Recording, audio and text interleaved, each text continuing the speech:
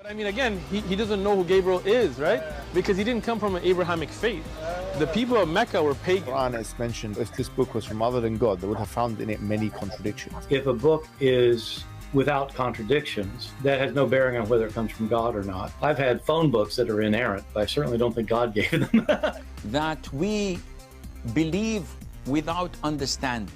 The brother asked a very important question, that most of the scholars say that listening to music, watching movies, and most of the television programs, they're haram. So how can we have fun? Let me tell you, brother, at the outset, that having fun is permitted in Islam as long as the fun is halal fun. That the standard narrative has holes in it. The Prophet tells us because Satan or the devil sleeps over our nostrils. Those who oversleep and not pray Fajr on time, Satan urinates in their ears. I really do think Jesus was crucified and that he really was dead and buried. He thought that he was a son of God in the sense that he was specially chosen by God. I think Jesus really did think he was going to be the Messiah, the future king of Israel. I mean, that is, after all, why they crucified him.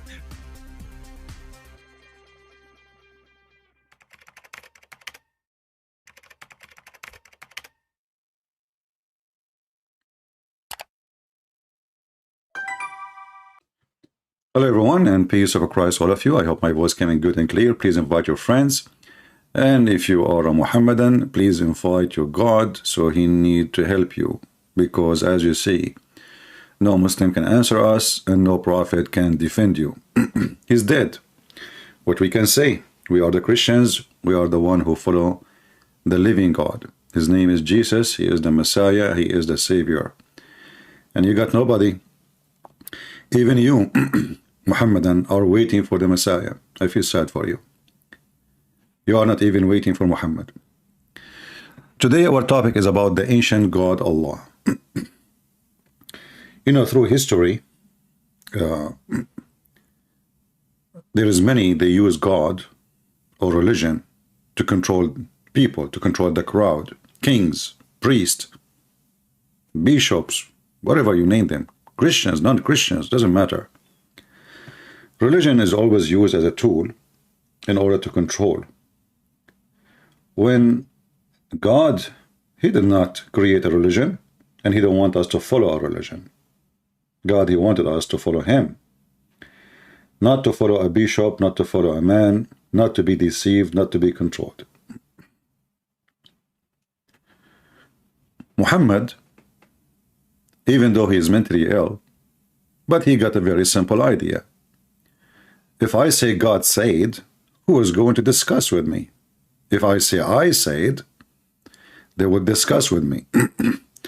So he said to himself, okay, I will say to them, obey the Prophet in order to obey me. And then even if I say something stupid, nobody will dare to question.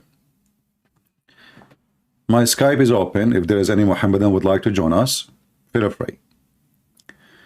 Muhammad is a very famous person with his stupidity. I mean, this guy, he keep giving. He never give up being stupid. There is something the Muslims, they keep saying to us, that in Islam there is something called abrogated verses. If you ask them, what do you mean? Actually, one of you sent me an email. A Muslim said to a lady, oh, you know, the Bible is outdated, and Allah, he updated the books like software, you know. So he gave a book to Abraham, he gave a book to Moses, he gave a book to Isa, and then Allah, you know, he abrogated, you know. And here, this is remind me of how the stupid idea of abrogation, because you have to update. When we go to the Quran, we find nothing is updated. In fact, it's going backward. And not only that, they start kissing stones and worshipping stones and going around the stones and bowing in front of the stones. So instead of when somebody says to you update, what does that mean exactly? You know, the idea of updating, it can be like, okay, you know what, in the time of Adam, the children of Adam, they married their sisters. But God did not update his law. No, nothing changed, except at that time there is no other opportunity for the children to marry someone else. If there is other human being to marry from, no. So there was no law to update anyway. So even in that case is not the scenario. But we have an idiot, his name is Muhammad. He says something in the morning, he changed it afternoon. Why? Because he is practicing driving. You know, like when a Middle Eastern like me, he get the car first time driving. Yeah, you know, we do not need to read the manual. We do not need to understand the signs in the highway. The first 3, 4, 5 people we kill in the highway, we would learn after that. You know, that's how we do it. When a Middle Eastern, my people, they buy a table, they never read the manual. After they put it together, they find like there is 50 screws extra. Like, why we have 50 screws extra? Because they have their own manual. Muhammad is a person, not only he have 50 screws extra, he himself is a screw. And I challenge any Muhammadan to say I am wrong. And I challenge any Muhammadan to say to us that they are not worshipping the moon god. You know, if you remember, there's a famous person, he's supposedly Christian. His name is James White. I don't know what the last name mean. I mean, like James White, James. Like when I was learning English in, you know, like Mr. Brown. Why his name is Brown, which is weird. Mr. White. Oh, okay. Mr. Blue. All right. So anyway, so Mr. James White, he is so smart, he said that Muslims don't worship the moon god. Why? Because the Quran says don't worship the moon. And I find this idiot, who he called himself a Christian, you know me, I don't take a side. I don't care if he called himself Christian or not, but he is a certified idiot. You know, there's a huge difference between worshipping the moon and worshipping the moon god. You see, the moon god is not worshipping the moon. You know, the people who worship the moon god, they did not call the moon Lah. They called the god of the moon Lah. And here you see how stupid idiot, he lost his hair, not because he's smart, but because he was using Clorox as shampoo, is teaching the Christians what the Muslims believe. Who of you here believe that the Muhammadan or people following the God of Abraham? Give me one. If you are a Muhammadan or a Christian who he think or he been taught that the Muslim, they worship the same God of the Christians. Do we have any? I will give you some time because I know it takes some time for my voice to go to you. You see, the God of Abraham is an almighty God. And when we say almighty God, it's mean almighty God. I mean, almighty is mean almighty. You know what almighty mean? That's mean all the might belong to him. Here we have a God. He says, how I can have a son if I don't have a girlfriend? You know, it's not only stupid answer, like so Muhammad trying to be smart, supposedly speaking to the Jews and speaking to the Christians. And Muhammad, he went home and he opened his closet. How I can get them busted? How I can do, huh? So Allah, he pray for Muhammad, but not to Muhammad, which is make a difference. Still Allah, he pray. So here you will see Muhammad is trying to refute the Christian, saying to them, how? This is not my dog, it's how in English. He is the originator of the heaven and the earth, which is nobody can prove to us. I mean, the originator of the heaven and the earth, he think that women, they have a sperm coming from their ribs. He must be the originator of Mickey Mouse. So he is the originator of the heaven and the earth. How can he have a children when he has no wife? And here you see that literally we are speaking about a God have nothing to do with the God of Abraham. I mean, what the heck is that? You see, we can measure this with Abraham, starting with Abraham. How Abraham can have a son, even if he have a wife, because simply his wife, she is very old, is that correct? He cannot. But did that stop the God of Abraham from giving Abraham a son? Are we following?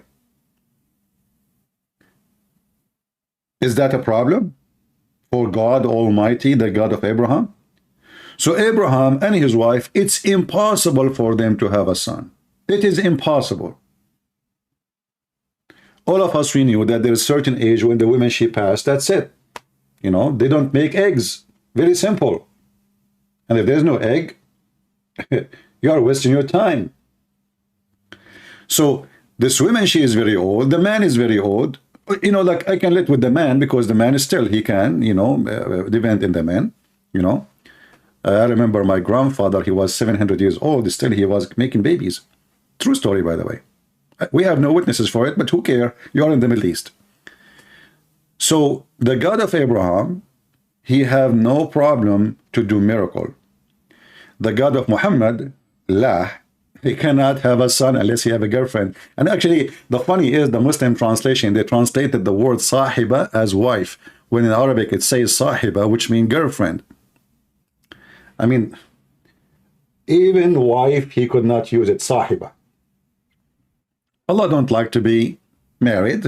He want to have a sahiba. Ya sahibi. So here we notice that right away from the beginning, the God of Islam is a God of disability, with my respect to people who have a disability issue. But this is God. I mean, it's not, it's accepted for me, to you, any one of us to be sick, to get old, so we cannot move, we cannot do things. Me, I'm single man, I cannot have a kids without having a wife. That makes sense. But we are talking about God, so this God is giving us the excuse. I cannot give you a son. Hello, unless you give me a girlfriend. So I decided to sign Allah to a dating website. Maybe we can find him a girlfriend. And what make it even more stupid, that Allah, he said in different verse, Aka Muhammad, you know, when we say Allah is talking, that is Muhammad, you're right? So, Muhammad, Aka Allah, he said, if you would like to have a girlfriend, you know, to sleep with, we will take a partner from ourselves. Yeah. And that make it more hilarious. So listen to this. Allah is a Muslim, they believe in monotheistic God. He is not the moon god, brother, yet they have the crescent moon in the top of their mosque. Why the crescent moon there? Because it's beautiful, that's all. You know, we like it. So in chapter 21, verse number 17, and by the way, the Muslim, they make Quran, have chapters and verses trying to copy the Bible. Otherwise, those people do not know even how to make a book. This is why when Muhammad died, there's no book. What book? If we ask the Muslim, what is your Quran? They don't have one single copy, not even one single page. Don't ask me questions, please, out of my topic until we finish. I mean, why people like this? You go to the classroom, you put your hand up right away when I speak about Joe Biden. What Joe Biden have to do with my topic? Wait. What do you think about Maturidi Muslim? What is that? Maturidi? I don't know. I never heard of it. Is that a new brand? I'm sure you are saying the word wrong. So here, how have we intended to take a pastime, i.e. a wife or a son, etc.? I like it when the Muhammadan, they say, etc. What does that mean? A car? A cousin? A zucchini? I mean, how in the world that work for you? Etc. I mean, there is more. First time I start learning English, you know, I learned the word etc. You know. So my mom, she said to me, "What time you want to come back home?" I say 6, 7, 8, 9, etc. What the heck is that? So what time you will back home? 6, 7, 8, 9, etc. So when the Muslim, they say to you, etc., we are talking about taking a partner. What do you mean, etc.? And how Allah, he can take a partner from us when he is supposedly unique and there is nobody like him?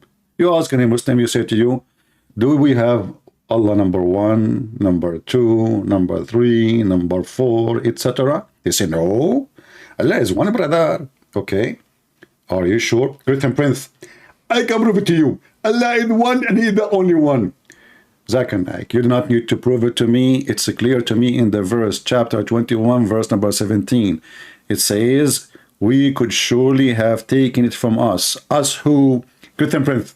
First of all, the word us here, presentation. Present what? Presentation. What the heck does that mean? Christian Prince. If you go to the grocery store and you want to buy some food, okay, some food, like what?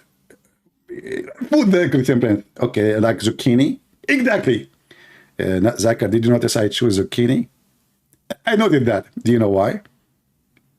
I don't care. No, I care because it starts with the letter Z.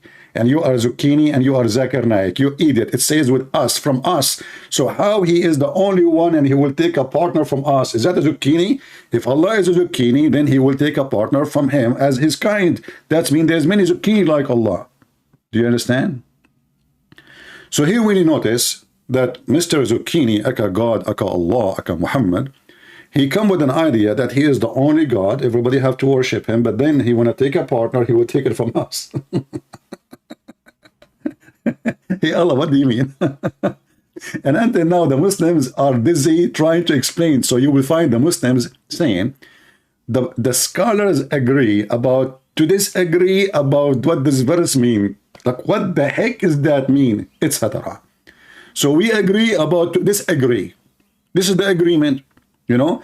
And this is why the Muslims, when they write a book or try to explain a verse in the Quran, they say to you at the end, disclaimer, Allah knows best. This is the disclaimer, you know, like Allah knows best. It's mean we get screwed. You know, we have no idea what we are saying to you. So if we wrote a book for you from the beginning to the end, 500, 600 pages, and you find nothing there, and you find that you are more confused after reading it from before reading it, simply disclaimer, Allah knows best. So the scholars who agree about to disagree about what the verse mean, proving to us that the Quran is made by a stupid idiot. It cannot be the moon god. The moon god is a fiction name. It's not exist. You know, in certain time, people who live in Europe in the cold areas, they worship the sun as a star we see every day. Those who live in the harsh desert where the sun is ugly, scary, killing their animals, killing their goods, their grass. So they like the moon because this is the time only they can even sit outside. This is the only time they can enjoy the time. So the moon god is what they like. Those who live in Europe, those who live in cold, they like the sun. They wait for it. They have celebration for it. Now we go and we see how we can prove that Allah is the moon god. Very simple. If you go actually to chapter 1, verse number 1 in the Quran, start from the beginning. And by the way, when we say chapter number 1, verse number 1, does not mean it is chapter number 1, verse number 1. The Muslim, they claim that they preserve the Quran of Allah. You ask them, is that the first chapter Muhammad received from his God Allah? They say no. So why this one is here?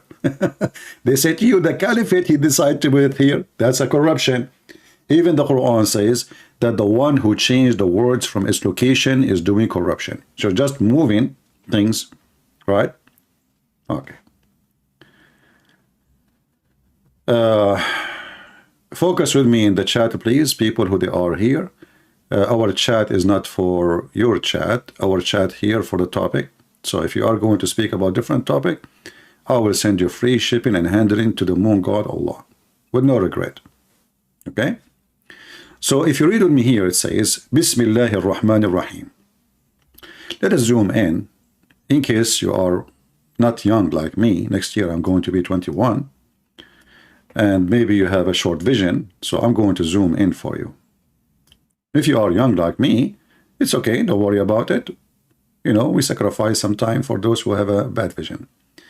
So focus with me here. It says, Bismillahir Rahmanir Rahim. You will see the name of the God of Islam appear twice. Verse number 1 and verse number 2. This is verse number 1. And this is verse number 2. But they look different. Anyone notice the difference? there's a good difference between them. The first letter is not there. Do you see it? The first letter is not showing in the second verse. There's like a stick. In Arabic, this is alif, which is coming from the Aramaic. Alif, which means A. A is alif. Alif is like the way you say it as a word. You know, like in the Aramaic alphabet, every letter it's have a name. You know, so when we say it by itself, we say alif, just to make it simple for you. You don't get confused. So if you notice with me here, the chapter 1, verse number 1, here we have this little letter here. Let us draw it for you.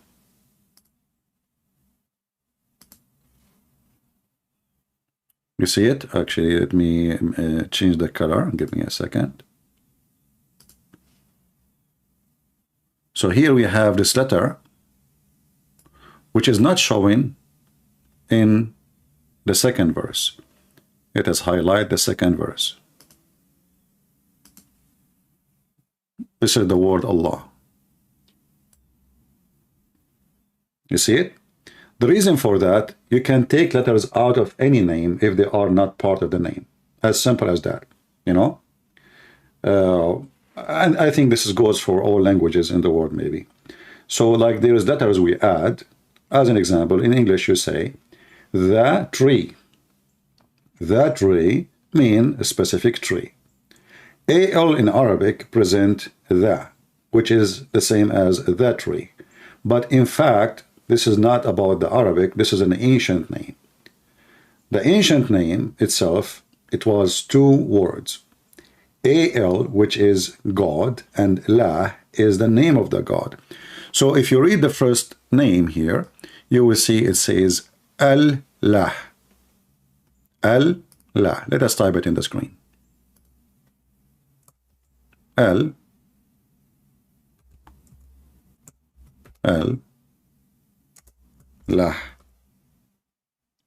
Al is a very well-known word used by Aramaic, used by pagan. Is not like something specific for Christian or Jews or whatever. This is a very ancient word used for the word God. This is why actually by time, even in the Hebrew, in the old Hebrew, Israel used to be Israel, not Israel. Mikael used to be Mikael.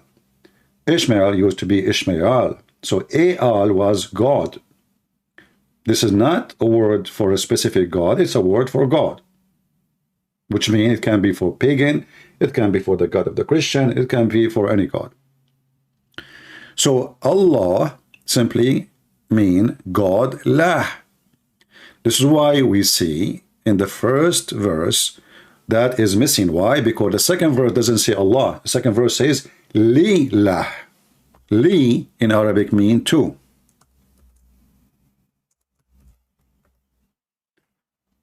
Li lah.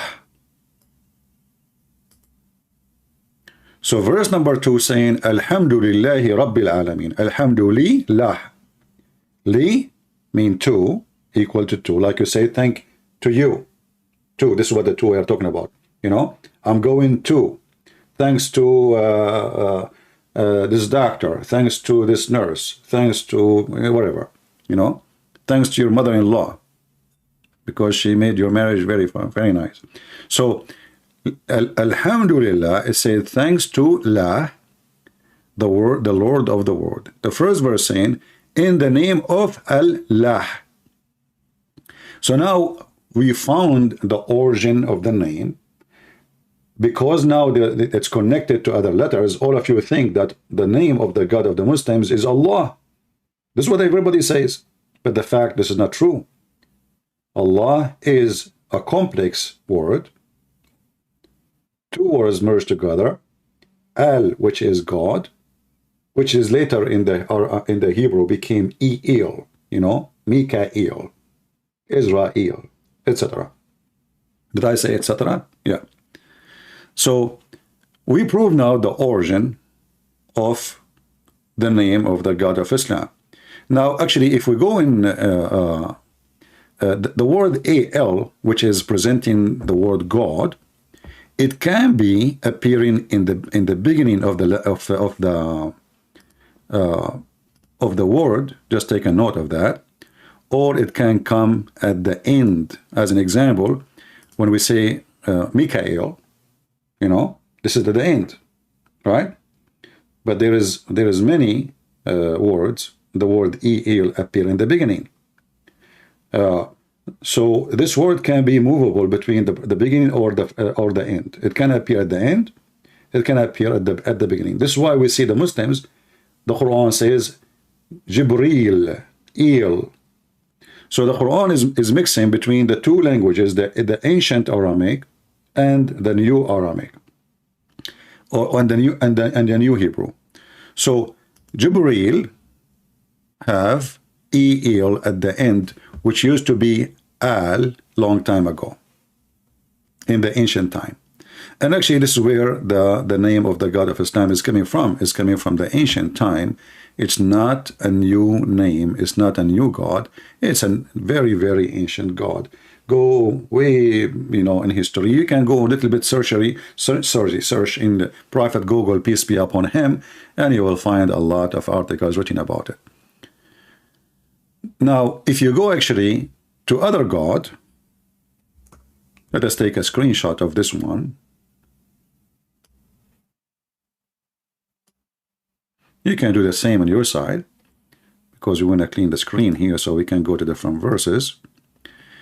You will notice that the Quran speaks about God. His name is Baal. Do we know who is Baal? Who do not know Baal?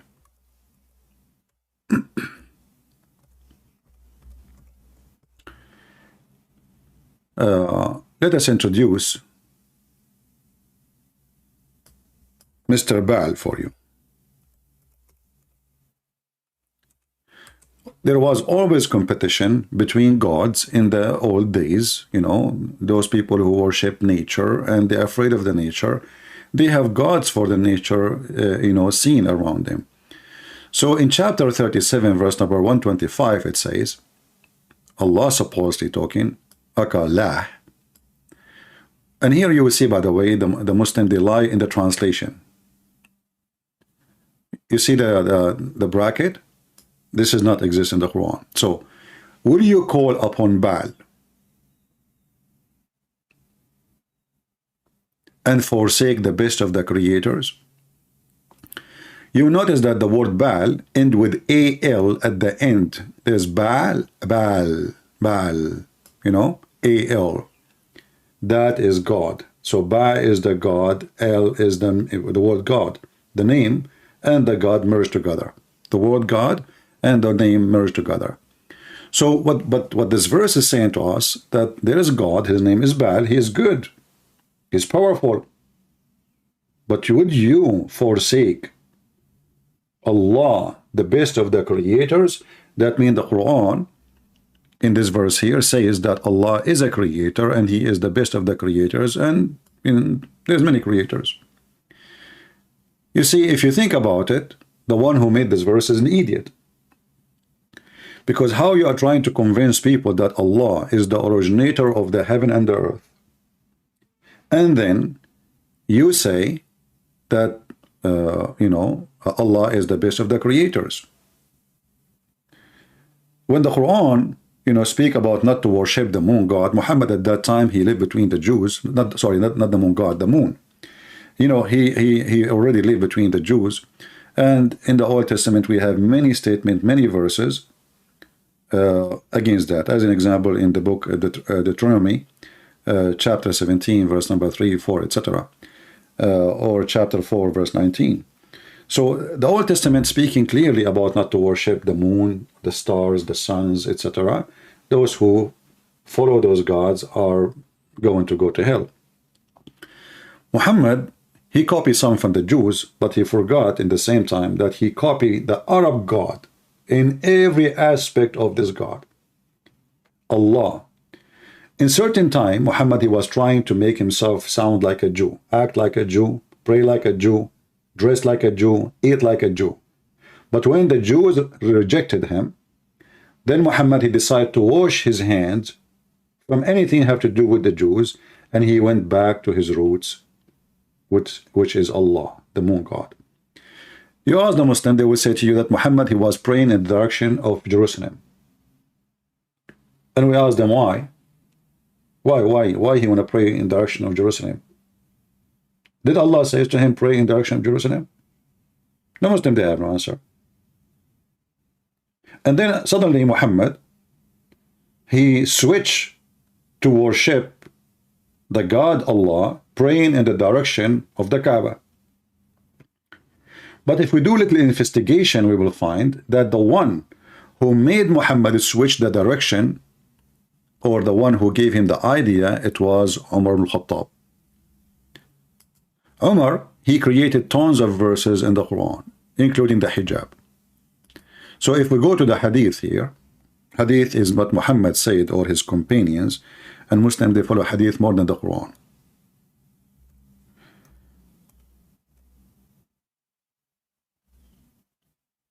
Umar, he says, I agreed with my Lord, and my Lord agreed with me in 3. Actually, they are more than 10. Some they say even 20. What Allah he agreed with him upon? The location, the maqam of Ibrahim, the station of Abraham. So Muhammad, he claimed that Abraham is the one who built the Kaaba, which is very funny and very stupid to say. However, we know that this is the moon god, Kaaba, and it have the moon god rocks from the temple of Al-Makkah, which is located in Yemen.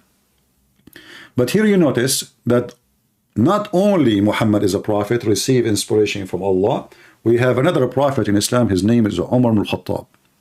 If you read with me here, it says, my Lord agreed with me in 3 things. I said, O Allah, apostle, I wish you took a station of Abraham as our praying place. And then you see the rest about wearing the hijab, because he was looking at the ass of his wife, the wife of Muhammad, Sauda. So Umar al-Khattab, he told him, order your wife to be covered. And you will notice later, the verses which Umar, he said, Allah, he revealed them as I had said. As I had said, exactly. You know? So whatever Umar, he said, suddenly it became Quran. And obviously Umar, he knew that Muhammad is a fraud. I mean, have you ever heard of a God? He take what a man say as it is, and he put it in the Quran? As it is? And the funny is, the Muslim, they say, nobody can make Quran like Allah. Nobody can make Quran like Allah. And then we find that Allah is copying Quran from Umar ibn Khattab. And he's copying the main essence of Islam. You see it?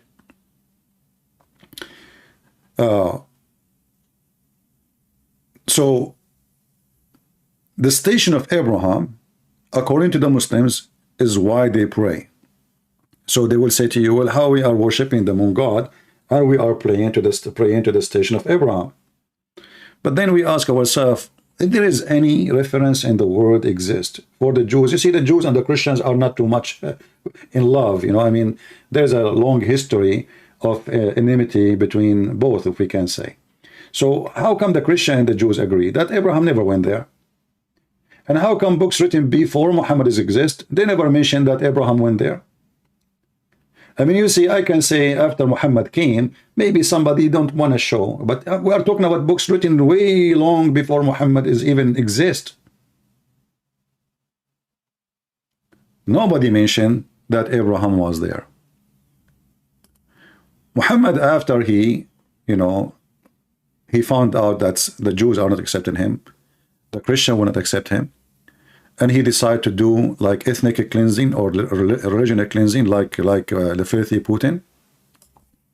So he started killing civilian, killing everybody, in order to keep only those who accept him as a prophet.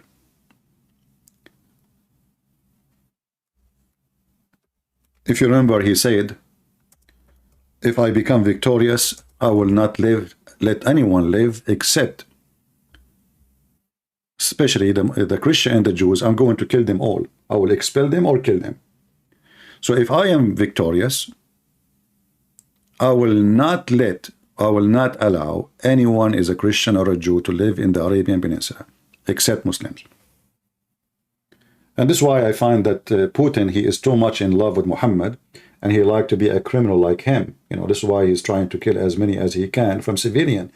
They kicked his ass in Ukraine. His army ran away. Kadyrov, he ran away like a puppy with his show-off TV station army. And then suddenly, Putin, what he do? He seek revenge by bombing the civilian. Very, very normal behavior from a filthy person like Muhammad, like Putin. Going back to our topic, Muhammad, who worshipped the moon god, as you see, the Christians and the Jews rejected him. Actually, Muhammad, he said, if only 10 Jews,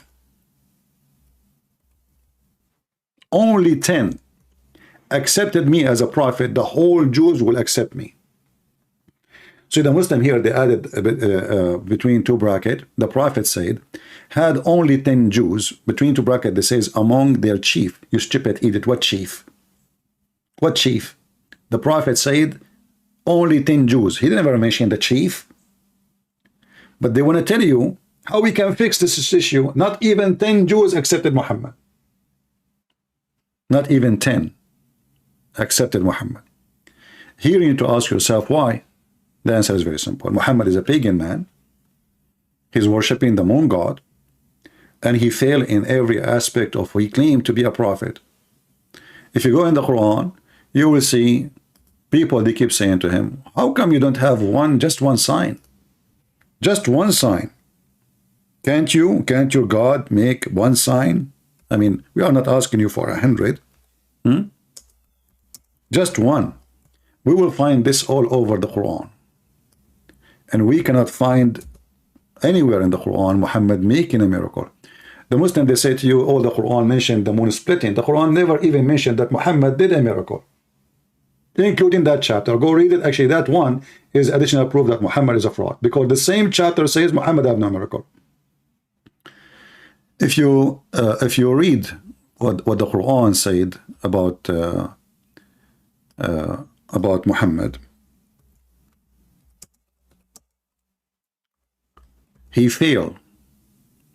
As an example, chapter 6, verse number 37, chapter 10, verse number 20, chapter 13, verse number 7, chapter 13, verse number 27. All what they are saying, you know what? Just a sign. Just a sign. Like one sign. This God, this man, he claimed that he is sent by God. Can't he give us a sign? One miracle? Look what the answer was. And the disbeliever says, why not a sign sent down to him from his Lord? Allah said to Muhammad, you are only a warner. Did you see it? So a warner, he should not have a sign.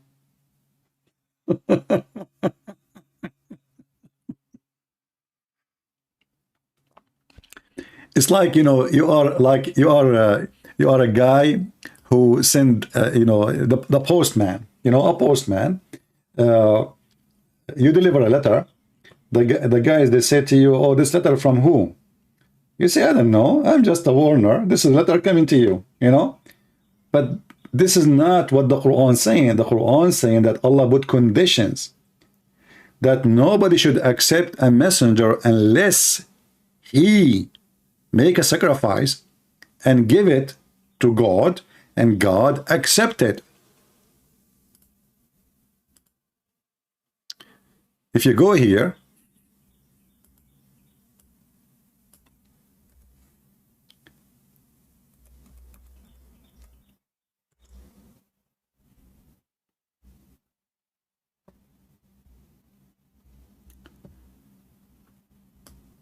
chapter 3, verse 183, between two brackets, those Jews who said, verily Allah has taken our promise. For sure, the Jews did not say Allah, they say our God, not Allah. Surely Allah, verily Allah has God has taken our promise not to believe in any messenger unless he bring us an offering, which is the fire will come from heaven and shall devour. Say, now Allah is answering them supposedly, Verily there come to you messengers before me with the clear signs, and even with what you speak of, why you did then kill them if you are truthful. Here you see Muhammad is getting screwed. What is the answer why he don't have a sign?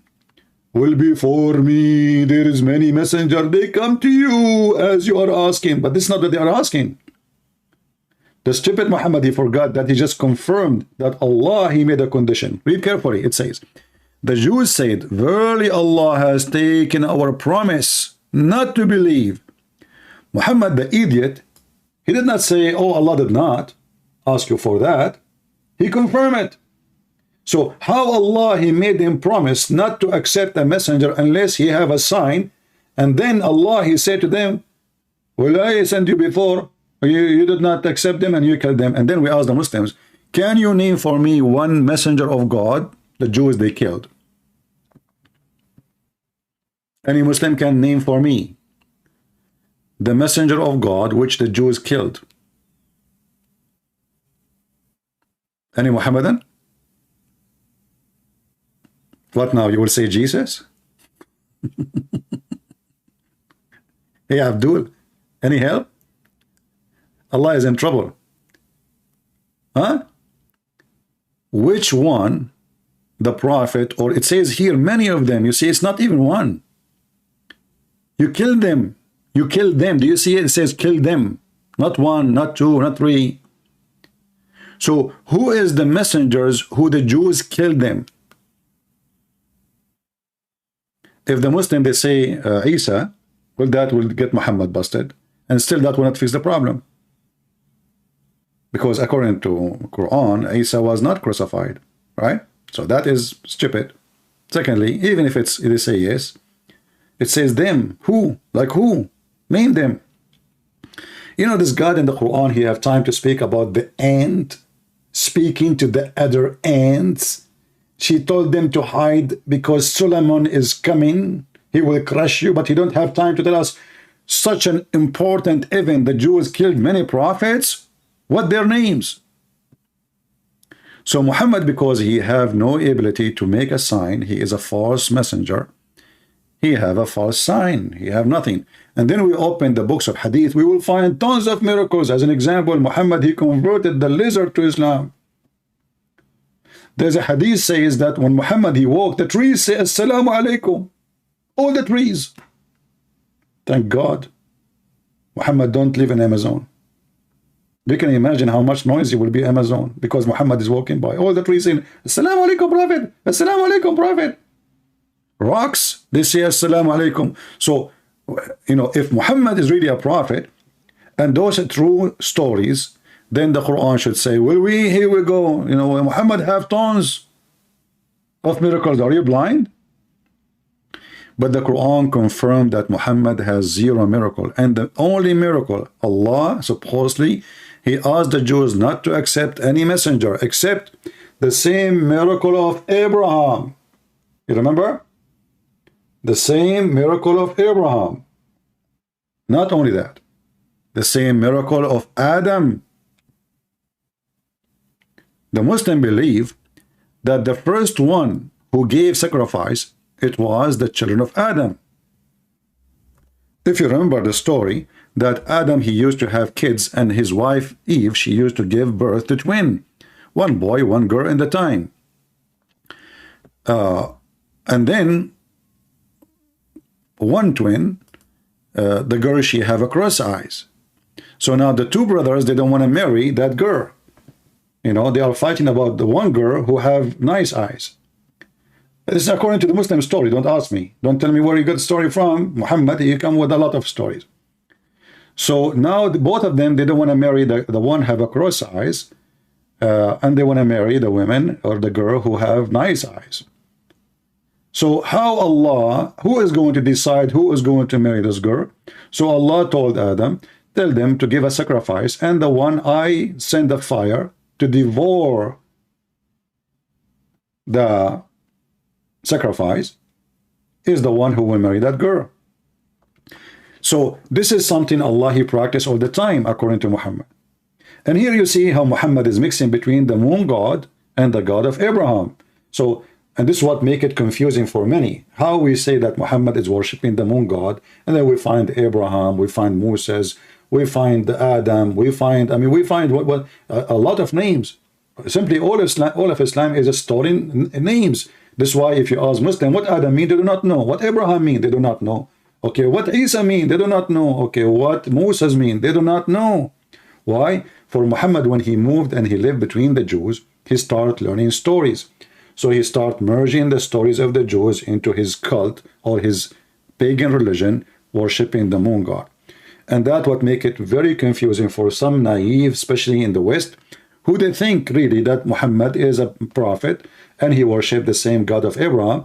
And not only that, you will see many donkeys, sadly, including in our churches, teaching your kids that the Muslims are from Ishmael.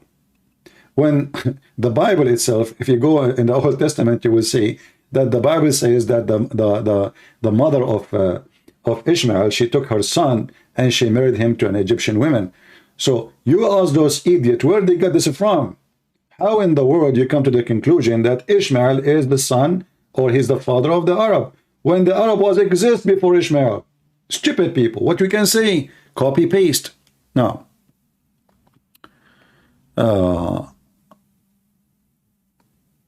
okay, we continue.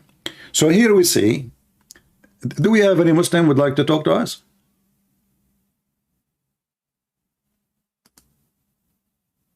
We have a person, he called himself Hamza. Let us see, Mr. Hamza.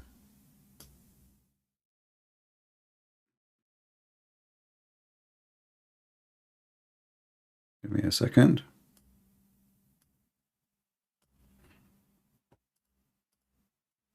All right, we are calling Hamza.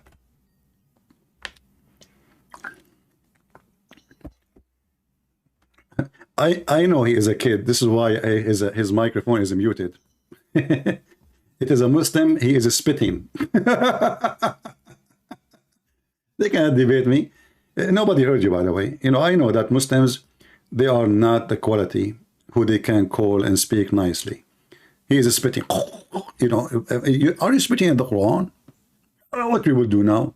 Your spit is more clean than the Quran. So now we have to wash your spit, give it back to you. Okay? You made your spit dirty. What I can say now?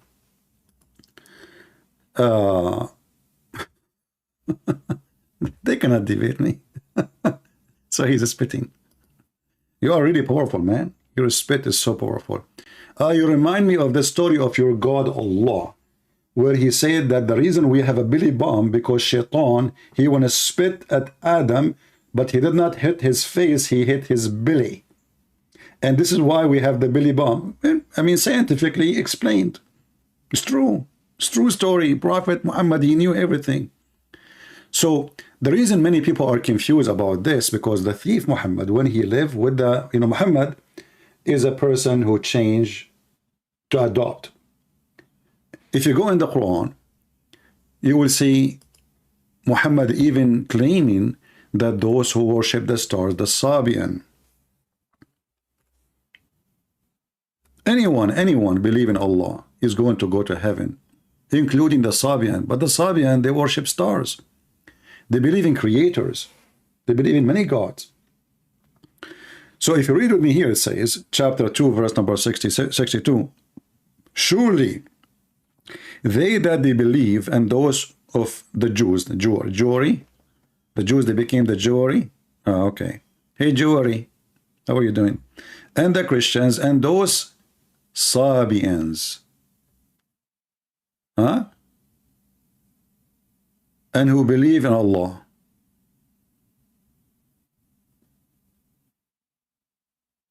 Do you notice with me how Muhammad here? Muhammad is like when an American politician is going for election. He is trying to get as many votes as he can. So Hindu is okay, Christians is okay, Buddha is okay, homosexual is okay, atheist is okay, all of you are going to be saved, no problem, just believe in me. So now Muhammad here, he added the Sabians, which everyone knows that those people, they really truly people who believe in Allah, not the Christians. The Sabian, they believe in gods in ranks. If you remember, there's a book, it's called Kanza Rabba. Kanza Rabba, let me see if we can open it for you.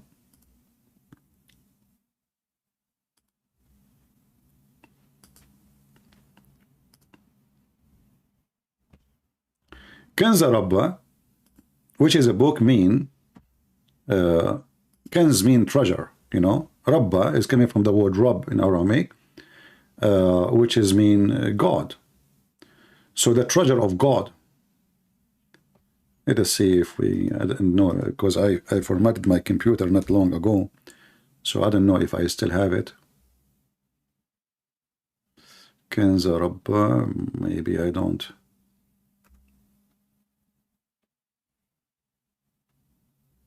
Yeah, I think I don't have it no more. You can search it. Let me see here. Maybe we can open it online.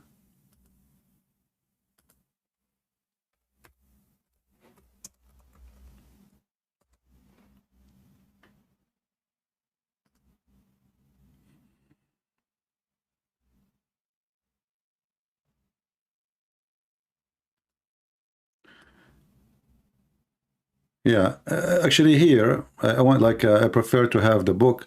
I need to find it. Let me see if I can find it in my computer. Maybe it is here, there, somewhere.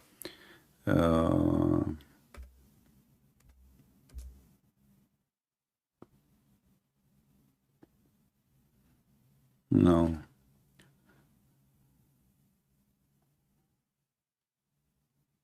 Yeah, I cannot find it really. Sadly, it's not in my computer, but we can view it from here. Let us see.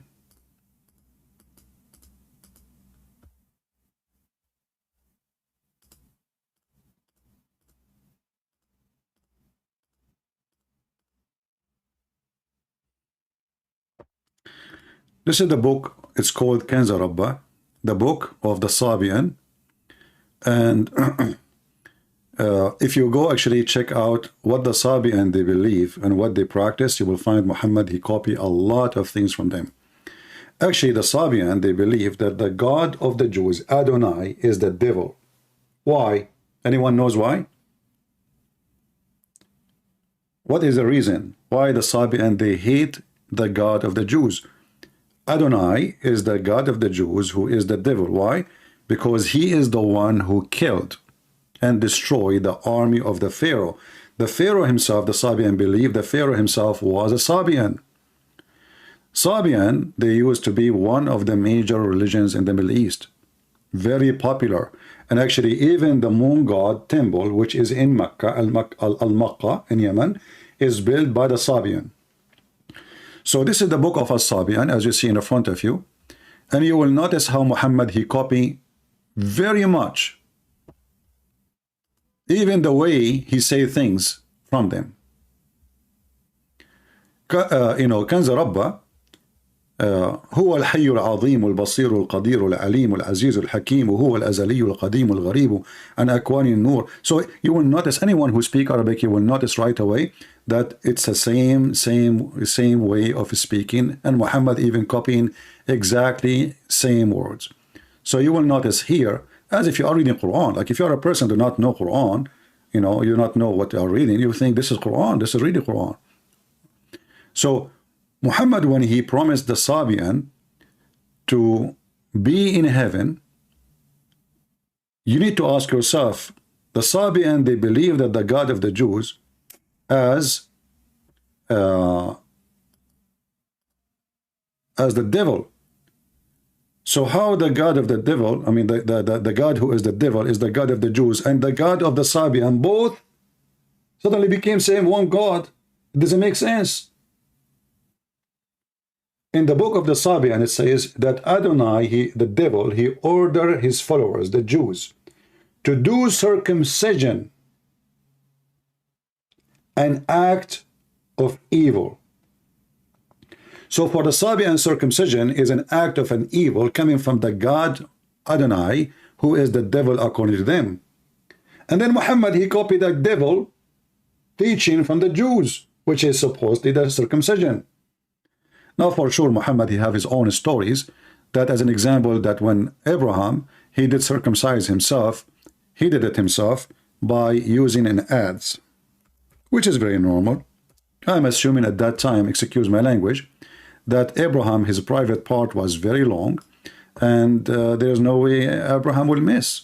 I mean, if the tip of it is maybe a couple of 100 centimeters, so there's no way. You need an adze, you know, you need an adze, you know. I don't know if you know what adze is. So Muhammad, he have a lot of stupid mixing between religions, and he kept the name of the God, Allah, the one God, and now he is bringing the Sabian, he is bringing Abraham, he is bringing the Christians, he is bringing the Jews. All of this is mixed together in a new religion. It's called Islam. So Islam became like the most funny, silly mix, but even between the enemies, like the Sabian who hate the God of the Jews, who he destroyed the army of the Pharaoh, suddenly is the same God. He is the God of the Sabian and the God of the Muslims. But we have actually way more proofs that Muhammad still he is in his root as a pagan person.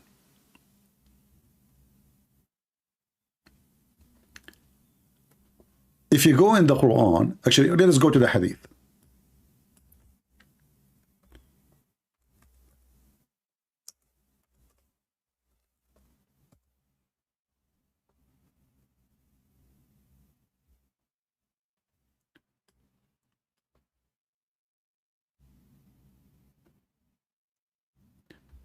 Where the sun come from? The sun is the enemy of the God of the of Muhammad, and Shaitan is in control of the sun.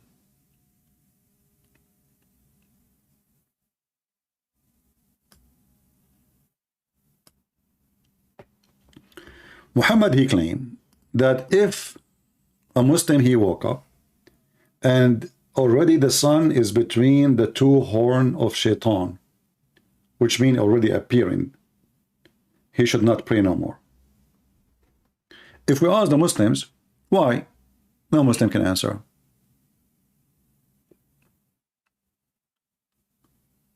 Even Muhammad, he pointed his finger at his house and he said, from here,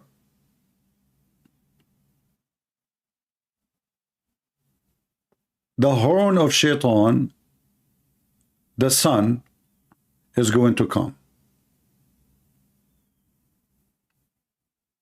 Let me find you more hadith which can be more helpful for our topic.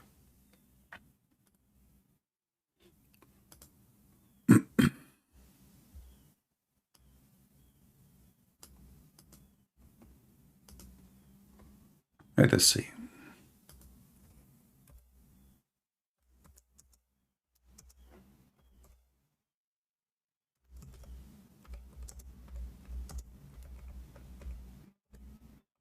And you know, if we can't find any Muslim can answer about this, I will be happy to hear his answer.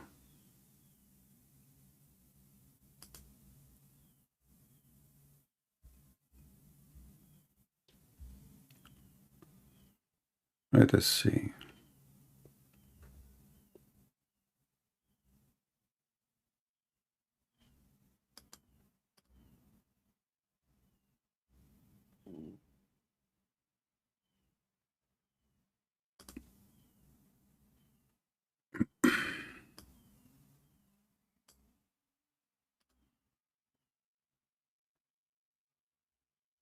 Okay, this website is not responding.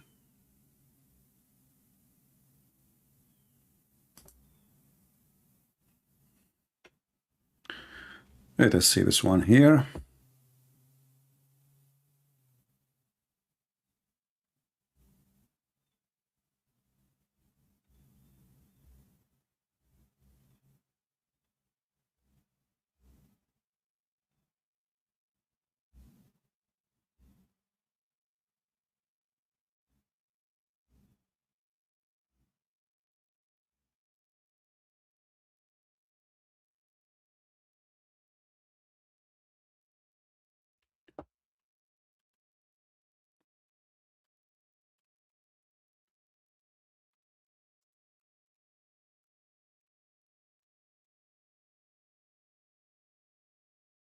Let's see, where is one?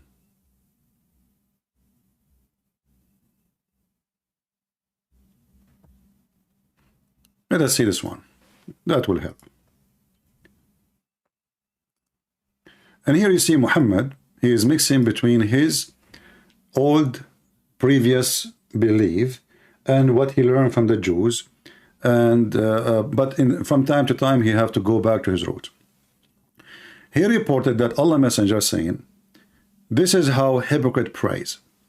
He sit watching the sun when it become yellow, and between the horn of the devil he raises and he pray for, like he pray 4 times. All right. So if we ask the Muslims where the sun is rising from, why the sun is rising from between the 2 horns of the devil, what does that exactly mean? Any Muslim can answer? As we know, there is a competition between the god of the moon and the god of the sun. The god of the sun is the enemy, is the sun which the Arab they hate.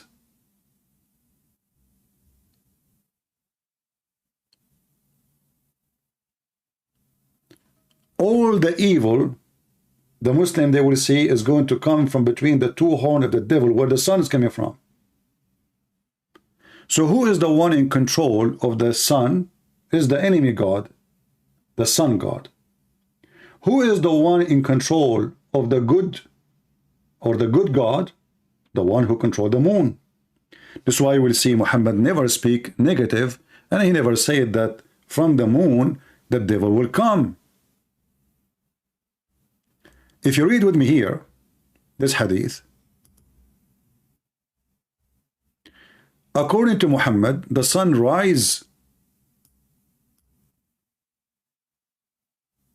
from between the horn of Shaitan and set between the horn of Shaitan.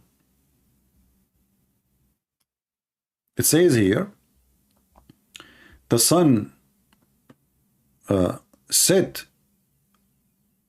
and rise between the 2 horns of Shaitan, and this is repeated many times.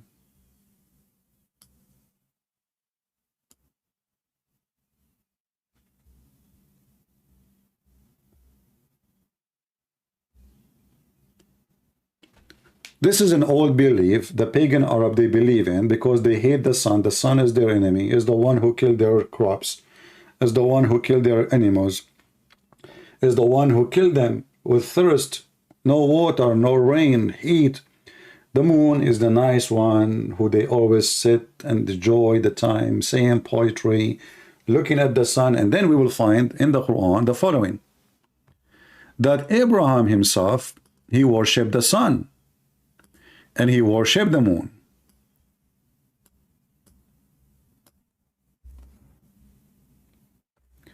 And the sun was called Akbar.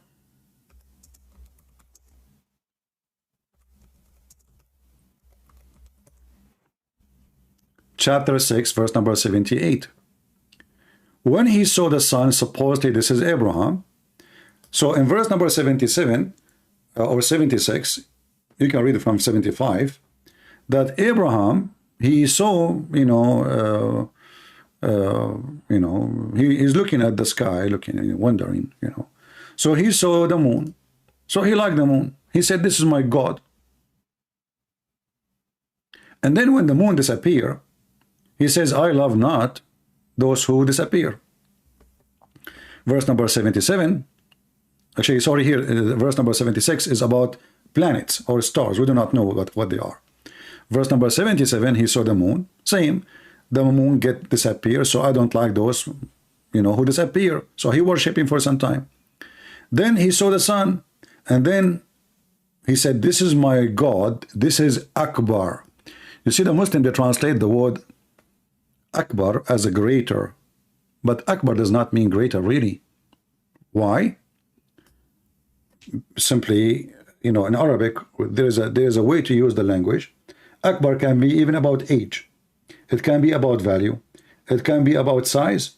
It can be about as we said, like value, or even about influence. Many meaning. But here we are talking about planets and stars we see in the sky. Why only this one he called it Akbar? Does the sun even look really bigger than the moon? No. It doesn't. And we are talking about seeing by the eye. The moon is way more closer to us, so the moon will look even bigger. The more close you are, the more bigger you will look. So when he saw the sun, he says, this is my God, this is Akbar. And this is why I understand where the word Akbar coming from. The Muslim, they say Allahu Akbar. So Muhammad, what he did, he decided to spread his religion. He brought the Sabian, the Christians, the Jews, and even he took the stones from the Hindus. So let us make a religion, have all gods. The moon god, Akbar, in one religion, Allahu Akbar. In Arabic, wa mean and. Allah and Akbar, not Allah is great as many they lie to you. You cannot find in Arabic language anyone who can prove it to you, Allahu Akbar. Because if Allah, you see the Muslim, they say to you, you cannot compare God to anything. Akbar is a name of comparison, like you are comparing between two. So like I say, this apple, Akbar from this apple. This car, Akbar from this car, which means bigger. You know, I can say this house, Akbar from this house. So in order to use the word Akbar, I have to compare between two from the same kind. So Akbar doesn't fit to be next to the name of the God of the Muhammadan, because he's Akbar from who? Can God be compared to his creation? That would be funny. So imagine I say Allahu Akbar from me. And who am I? And nobody. I mean, we're talking about God who created the heaven and the earth. So how you compare him? And the Muslim, they say you cannot compare God to anyone. So how here the word Akbar appear? As you see, it's comparison. Even in the verse here, it's about comparing between two. Even when the Muslim falsely translate it as a greater. Greater, not great. You see, let me show you the word in Arabic here. You can compare it to any word. The Muslim, they write the name Allah. Akbar, let me zoom in.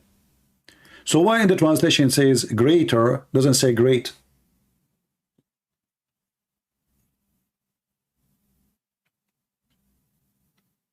You will see even some naive Christians who make videos even against Islam because they learn Islam from Muslims or from Muslim books written by translated, so they don't know Arabic.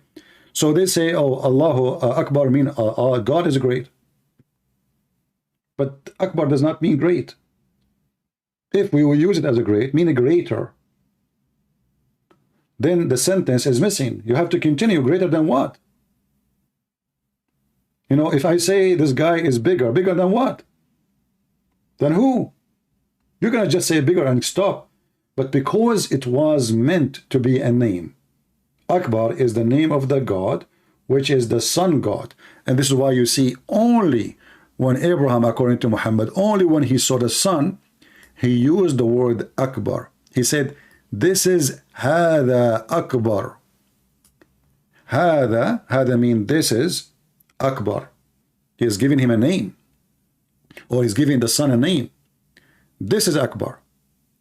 And then suddenly, when the sun disappeared, Muhammad don't want to follow, as Abraham, he don't want to follow the sun. Why? Because it disappeared. And here you see how silly this story is. Look like Abraham, all his life, he never saw that the sun disappear and appear, the sun appear, disappear. And now he discovered it. Because look, why he decided not to worship the stars and the planets? Because they disappear. They appear in night time, disappear in the daytime. Okay, wonderful. Then he moved to worship the moon. Okay, why he stopped worshiping the moon? Because it appeared at night, disappear at the day. Okay. Now he moved to worship the sun. All right. Why? He stopped worshiping the sun because the sun appeared in the day, disappear at night. The reason in front of you. He says, but when it's set, he said, oh my people, surely I am quit of this associate. Why? Because it's set.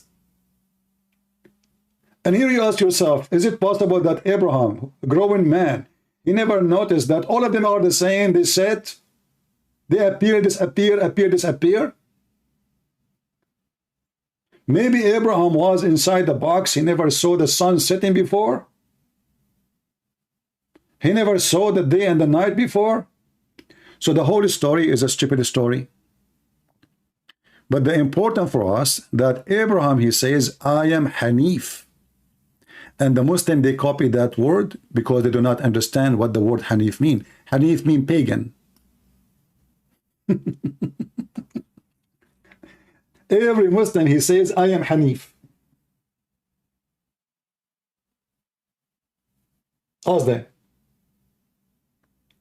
Why? Because the Quran says that Abraham said, I am Hanif. What Hanif mean? They don't know. This is an Aramaic word.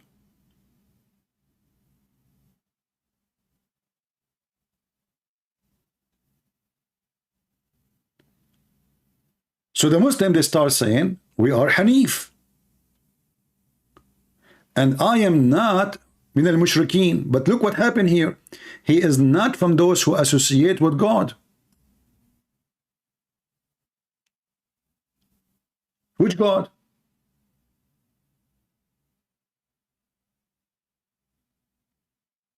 The guy a second ago was worshipping the sun. Did he find a new God now? And you will notice here how silly this story is, because it is Abraham who decided to follow the stars, not following his people. He decided. He saw the moon rising. He said, this is my Lord. You see, it's not his dad said to him, we worship the moon. Let us worship the moon. No. It's not his people. They saw the stars. According to Muhammad, it was the decision of Abraham. And then his people, they debate with him. He says, I turn my face to him who originated the heaven and the earth.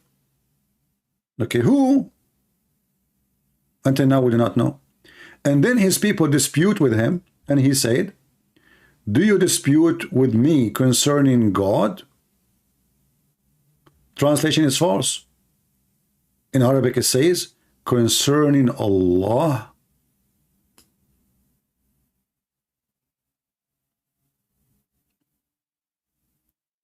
What does that mean?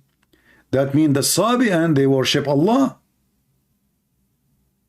You see, if you change the translation, let us change it. Let us go to another idiot.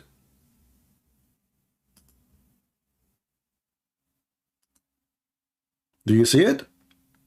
Are you arguing with me about Allah? Okay, if you go a little bit more, the verse after it says, you are associating with him. That's mean the pagans, the Sabian, the people of Abraham, they worship Allah too. And this is where Allah is coming from. Do you see it? So what the Quran confirmed, that Allah is coming from the people of Abraham.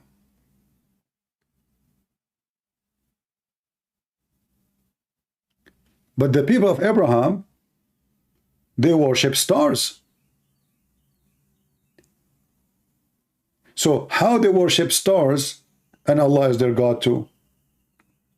Because simply, He is the moon God. He is one of them. He is one of those gods who they are located in heaven, controlling planets, stars, everything. Everyone in charge of something. Actually, if you go in the Quran, you will find something very funny and very weird.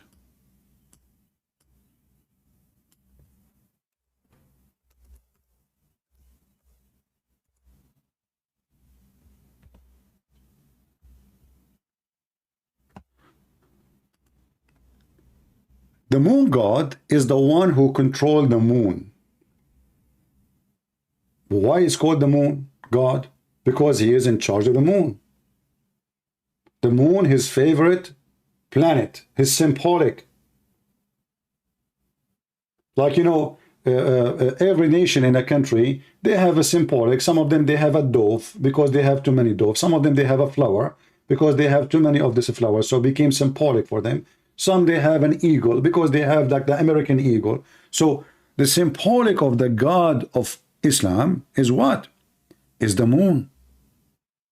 And the moon, we have measured for it mentions.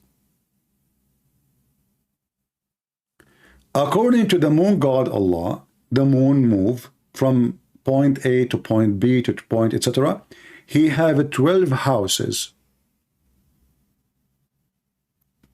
We have Mansour. Mansour is saying something to us. Let us see what Mansour is saying. How are you doing, Mansour?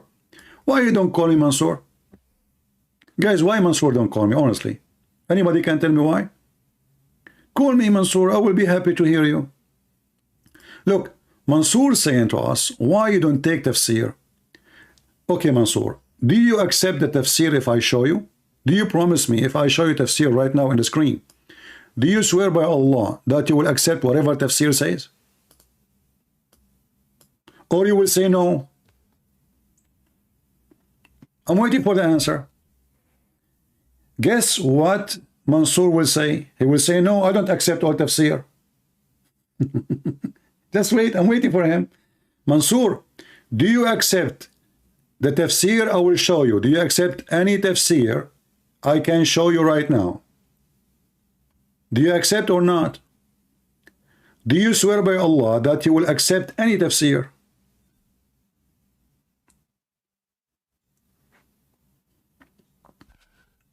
Mansour now is taking a hike.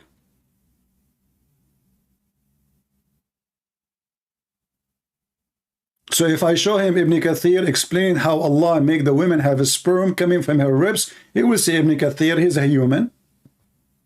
If I show him Al-Tabari, he's saying you can have sex with your sister, if she is a sister or daughter from adultery, he will say he's a human. If I show him Ibn Kathir saying the flying carpet and he carries 600,000 chairs on the top of it, he will say, well, he's a human. So the Muslims, the Muhammadan, when they are in the corner, they say, see tafsir. When we go to the books they are asking us to read, they wash their hand from it. Mansour said, depends. I did not see that. Where is that? Let me go back so I can put it in the screen. He said depend, right? I know what he was saying. Yeah, depend. Where is Mansour? Ah, here we go. See? I know it. Depend. Well, my friend, if you have a religion of based on depends, that is not a religion.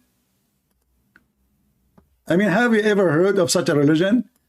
Mr. Depend in control? Depend? No comment. Mr. Mansour, he put us in the corner. Depend.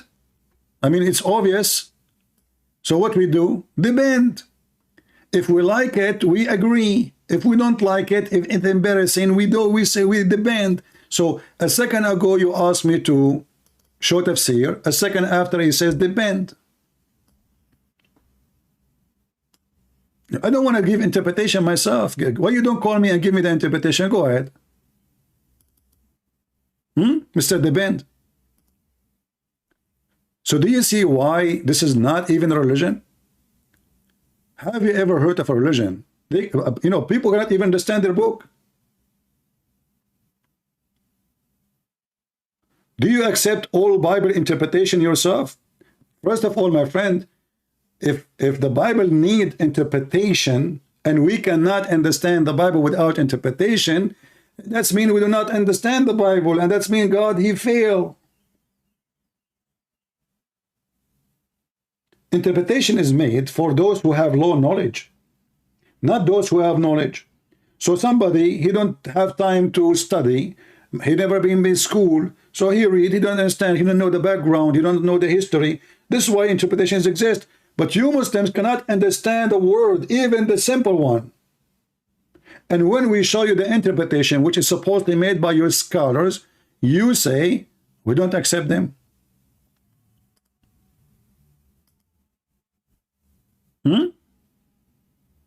So now what we will do?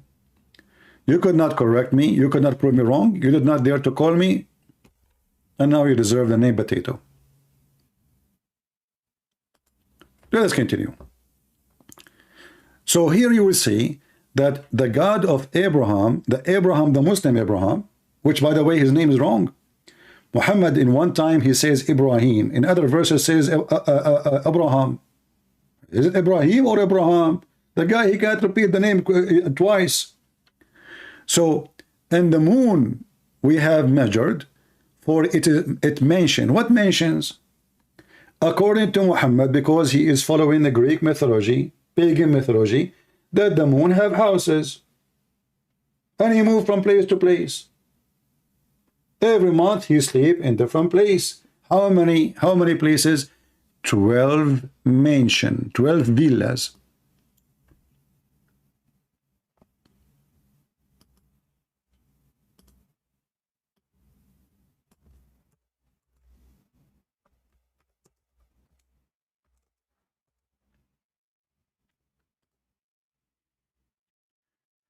Not only that, do you see when the Muslim, they say to you that in the translation it says, verily the number of months with Allah is 12 months? That is a false translation. The word shahr mean moon. Moon. It's not month. In the language today, in Arabic language today, is used as the word month. This is true. Why? Because now we are not really, even the Muslim, they don't follow the moon no more. They are using the Christian calendar. So there's no moon. So they use the same word in Arabic to describe a month. But in fact, it is moon. So the God of Islam, he have different description for his moon. He claimed that the moon is 12 moons. Not one. In the previous verse, Allah, he made it mentions for the moon. But which moon? There's 12 of them.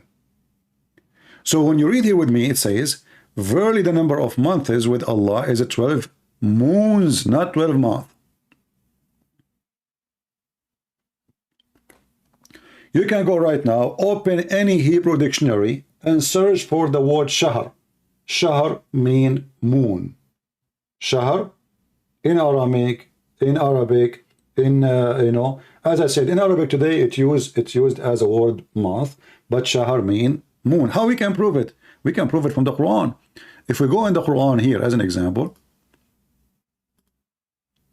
and the Muslim, by the way, they say, oh, the one who made the crescent moon, this is not from Islam. It is in the Quran.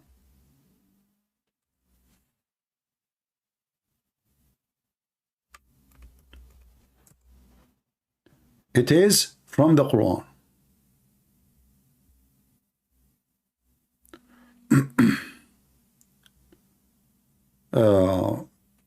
Let's see where we will go.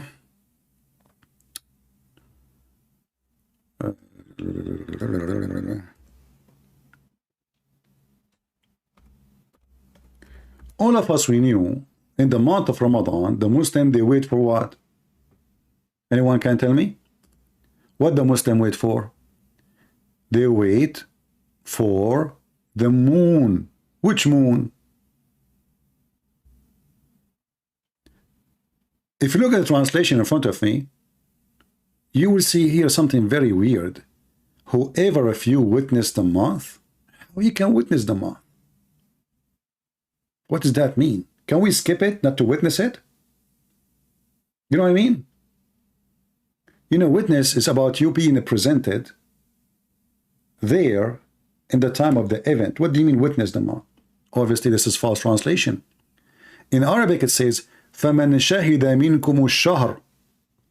Those who saw the moon, which is in a certain way, and we will show you what way it is. So this is here Aitani translation, 185. Let us switch different translation. Let us see Hilali.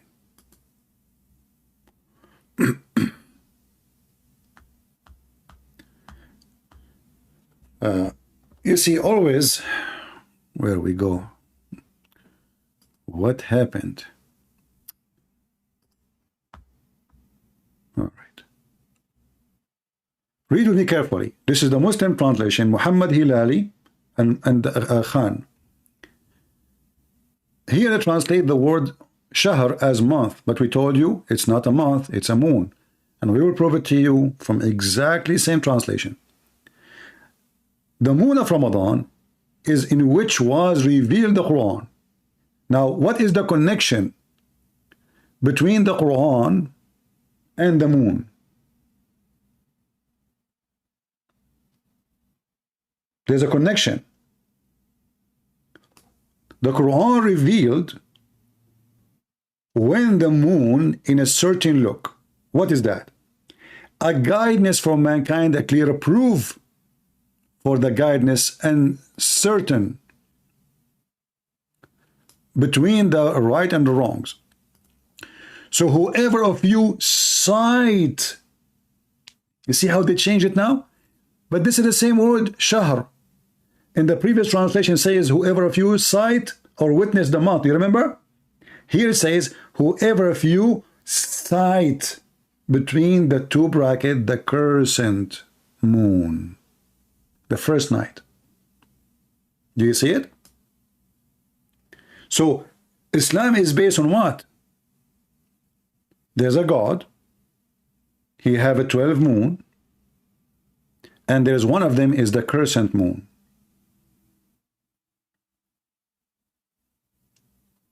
And this crescent moon is the sign of Allah.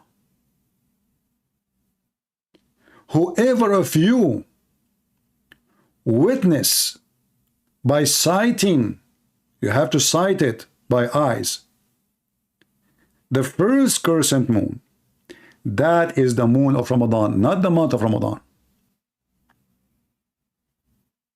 Do you see it?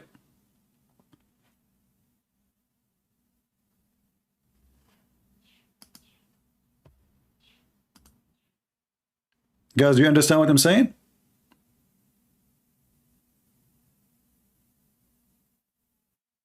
So whoever of you sight the crescent moon, the Muslim, they deny, they say, oh, this is the caliphate, he put it there, this is have nothing to do with Islam, the crescent moon. The crescent moon is not the symbolic of Allah. Allah himself, he chosen the crescent moon to be his sign, to start fasting for him.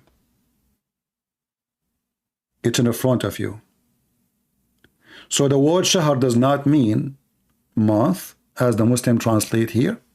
And here you see the hypocrisy. Why they translate the word shahr here as month, and then he translated as crescent moon? Because both words is the same word. Look, this is the word shahr here, and this is the word shahr here. So how you translate the word once as month and once as moon, specifically crescent moon? Let us move it here, hold on.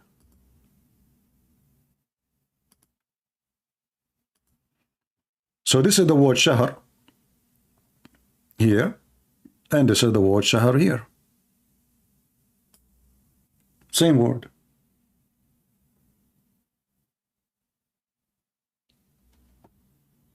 In the same translation, the first word shahr translated as month, the second word shahr translated as crescent moon. For it is the crescent moon.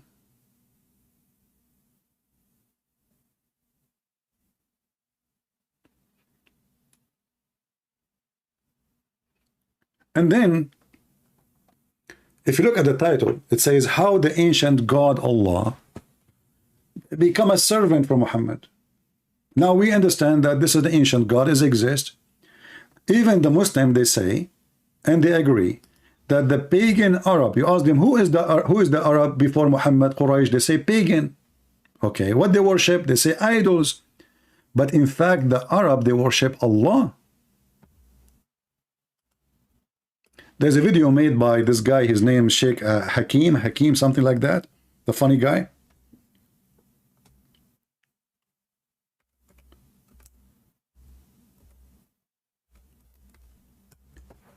You will find that the word mushrikun or mushrikeen all over the Quran. And you will find that the Quran says, as an example, that the people of the book are not the same as the mushrikeen. But in different verse, Muhammad, when he gave up from them, he called the Christian mushrikeen too. Mushrikeen mean those who worship somebody beside Allah. Read carefully with me here. Neither those who disbelieve among the people of the scriptures, between the bracket, the Jews and the Christians, nor al-mushrikeen. What the heck are mushrikeen? How? So now the Christian and the Jews are not the mushrikeen. So who is the mushrikeen? Muhammad people. And Muhammad was one of them. Why they are called mushrikeen? Because they believe in gods beside Allah. Who is those gods? It's just to get close to Allah, which means those are small gods. They pray to them so they can get close to Allah. That's all. Allah still is the biggest God for them. So Muhammad is still the pagan before Islam, and after Islam nothing changed. They believe in Allah before Islam, the Arab. They believe in Allah after Islam, nothing changed. So what Muhammad did? Muhammad supposedly, after he learned from the Jews and the Christians, and he started merging some of the knowledge he learned from the Jews, trying to come with monotheism as the Jews. But how Muhammad he learned about monotheism? Maybe his God taught him? No. Even Muhammad himself, he get himself busted. You will notice that the first time Muhammad he learned about monotheism, it was from a Jew.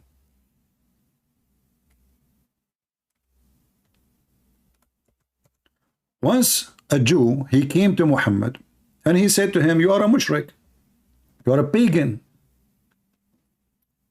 Read carefully, this is not me saying that. And this is sahih. What make it more horrible, this is all is authentic. A Jewish man schooling the pagan Muhammad about who is mushrik, how to worship the one God. So as we see in the story here, it says, let us read one of them.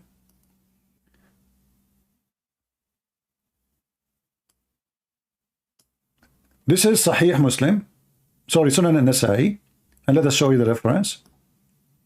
Hadith number 3773. It was narrated from Abdullah ibn Yasir, from, that a Jew came to the Prophet and said, read carefully what the Jew he said to him.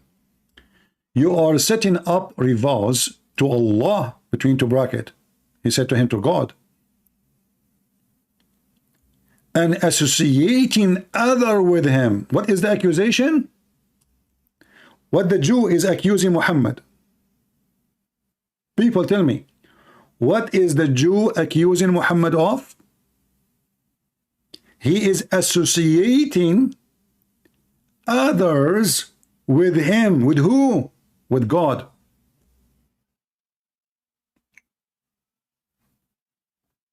How? He said to him, you say whatever Allah wills, and you will. And you say by the Kaaba. Until that time, Muhammad, he is teaching his followers a wrong statement, which is shirk, which is pagan statement. A Jewish guy walked by, he said to him, Habibi Muhammad, Habibi, what's wrong with you, Habibi Muhammad? Habibi Muhammad, you are a mushrik, Habibi. You are pagan, Muhammad, Habibi. You stone, Habibi. You will notice that Muhammad, he did not argue with the Jew, says, no, you are wrong. Muhammad, he ordered his followers to do as the Jew he said. So the Prophet commanded them if they wanted to swear an oath to say by the Lord of the Kaaba, not by the Kaaba, and to say whatever Allah wills, then what you will. Here you ask yourself, well, where was the God of Muhammad all this time, did not correct him? A Jewish walking by, he is correcting the idiot Muhammad and teaching him about monotheism, and Muhammad he agree, and now he is teaching his followers to do as the Jews say. So Muhammad in the time of the Jews, in front of the Jews, he was nothing but a pagan person, and Muhammad could not deny it. Actually, Muhammad, he took the command from the Jew and ordering his followers to do as the Jews say. Any Muslim have a comment?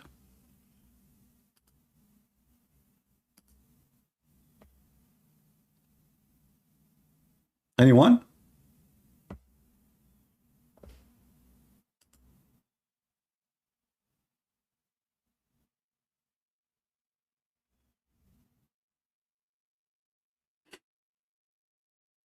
You know, imagine, the disciple of Jesus, they are teaching wrong, and then a Jew walk by and he teach them how to do things, and they agree that they are wrong, and yet they claim that they are sent by Jesus. Or imagine somebody claiming to be prophet of God, God he sent him, and then a little Jew, God knows who is he, is schooling a prophet of God, and the prophet, he took what he say for granted. And Muhammad, by the way, always he copied the Jews. As an example, once Muhammad was praying, Muhammad is mentally ill, actually. Look at this hadith here. Muhammad, he claimed that when he walked in the street, there's a rock. She said to him, Assalamu alaikum, Prophet. It happened all the time to Muhammad. Different hadith says that the trees, the stones, the rocks, when they see the Prophet of Allah, they say to him, Assalamu alaikum. But nobody heard it except him. If you look at this hadith, you will see Muhammad saying the following.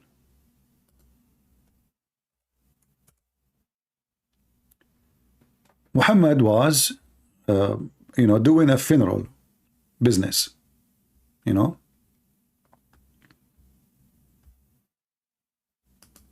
This one is Hassan. We will take the Hassan, which means good. The hadith. Excuse me. The Messenger of Allah used to stand up for a funeral, and the corpse was placed on the grave. A learned Jew, listen carefully. A learned Jew, a rabbi, once passed by and said, "This is how we do it." The Jewish man, he agreed. This is how we do it. Look what Muhammad did. Muhammad, he ordered his followers right away, immediately, and he said, sit down, act differently. Like, what the heck? You ask yourself, what is the problem? It says in front of us, he used, which means God knows how many funerals Muhammad he did in the same method. A Jewish walking by, he says, this is how we do it. What the response of Muhammad? Sit down, act differently. Muhammad is terrified. He's making a poop in his panty. He got busted. Right away, he understand what the Jew he meant. You are copying us, you idiot. You think we do not know? So now Muhammad, because he have a needle in his bum, he felt right away the accusation, and he knew he's a fraud, because if this is how, if we ask the Muslims, Muhammad used to pray in certain way, standing when the corpse is put down in the grave. Who taught him that? If you say Allah, well, how he can change it? So what if the Jew, he said, this is how we do it? This is the most funny, stupid thing ever. So imagine I'm praying in certain way to Jesus, and then a Jew, he walk by, And he said to me, this is how we do it. So what's the problem? But because he knew he is a thief, he is copying from the Jews, immediately he changed the way he pray. And what is the excuse? Even he exposed himself more. He said, sit down, act differently from them. So what the point? We need to act differently.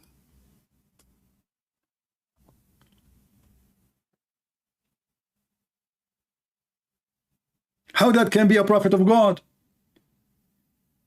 So the prayer Muhammad was praying here, who is the one who gave him command to change it? Allah? It's just a Jew. He just said to him, this is how we do it. A second ago. A second after, sit down, act differently. What if Muhammad was having sex with his wife and a Jew, he saw him doing it as all a human they do, and then he said to him, this is how we do it. So what Muhammad will do? He will act differently. What if Muhammad is eating using his mouth and a Jew walk by and he says, this is how we do it? So because Muhammad, he knew he is a thief, he don't have a religion. This guy is copying from here, from there, from everywhere, and he is creating a new cult, mixed of many religion.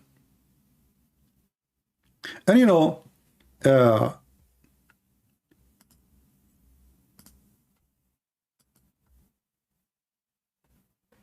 look at the answer of Mansour. Mansour, why you don't call me my friend? I mean, I think you will be the best. His name is Mansour, which means victorious. I can tell you are always victorious, Mansour. I can tell who is washing dishes at home. Look what Mansour said. Why it does matter if someone gave him a suggestion. What the heck? He did not give him a suggestion. He said to him, this is how we do it.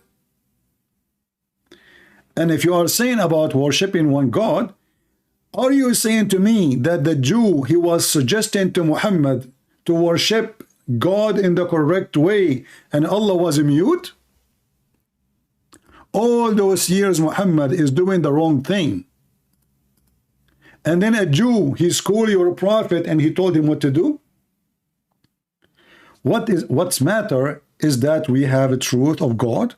Do you Christian have a truth when you gospel stories don't match? Well, why you don't call me and tell me about the gospel story don't match? Like what? Like the stupid Uthman, he said to you, one it says that Judas, he died because his belly exploded, and the other verse says he was hanged. This is because you are stupid. The guy was hanged there for many days and then he fell down because his body decayed. You Muhammadan illiterate like your prophet. Mansour, you are a person who believes that shaitan take hair from your anus.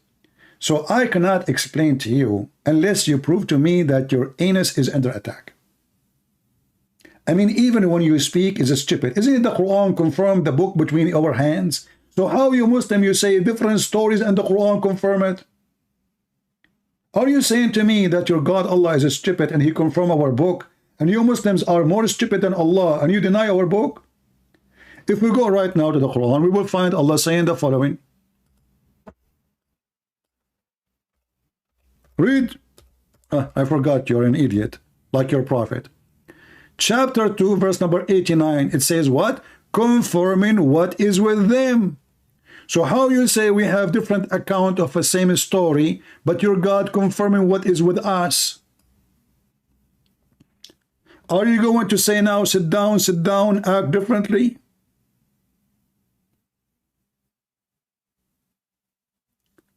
So those idiots, you see them in YouTube, saying there is error in the Bible, and then their Quran says the Bible is no error. And not only that, one of the stupid things the Muslims they come to us with when they say that the Bible is corrupted. Do you know what does that mean? Don't argue with them, just laugh, says, the Bible of Allah. Right away you will see how the Muslim face will become like a lizard face. Because the Muslim, they believe, according to the stupid Muhammad, that Allah is the one who sent the Torah and the Injil. So what's my problem? A Muslim saying to me that his God always gets screwed. He sent books, he cannot protect them. What's my business? It's not my book. You see, the book of God is not my book, not your book. This is the book of God. So if you're a stupid God, he say he sent the book and he could not protect his book, that means he's no God. Here we go. Chapter 3, verse number 3. And just to make it more funny, chapter 3 is Alu Imran. The stupid Muhammad, he think that Imran is the grandfather of Jesus. Solve this problem now. But Imran, or Amram, is the father of Moses donkey. But that is a different story. Here it says, it is he who sent down the book. Okay, which book? Between two brackets, the Quran. To you, Muhammad. Okay, wonderful. With the truth, confirming what came before it. Look at the stupid God. He confirmed it. And then he sent down the Torah and the Gospel. So a Muslim, Abdul, he says to us that the Torah, brother, the Torah and the Gospel are changed, brother. Well, here we go. You are giving a finger to Allah. You are saying that Allah, he is a stupid God. He sent books. He could not protect them. I have 4 books. You cannot change my books. I challenge you. You cannot. Can you? What kind of religion this religion is? So when a Muhammadan, he said to you, your book is corrupted, laugh at him and says, you mean the book of Allah. And not only this, the stupid Muhammad, he decide that the book of Allah is the Injil. But this is the Greek book. Like, what the heck? Is it the Quran says we never send the messenger except in the language of his people? So why Allah, he sent to Jesus, who was sent to the Jews, a book in Greek, if he is only sent to the Jews according to the Quran and the Muslims? Injil? You ask the Muslims what Injil mean, they don't know. They have no idea. Thieves. This is the religion of thief Muhammad. The thief Muhammad, he still named. They do not know what Injil mean. Okay, what Torah mean? Hey Muslim, what Torah mean? They don't know. Okay, why he call it Torah? We don't know. Allah knows best.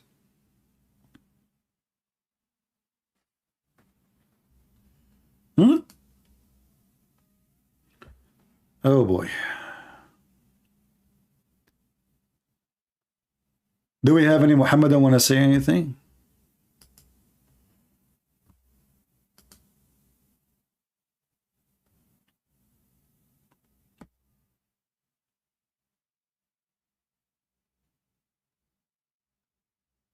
Any Muhammadan?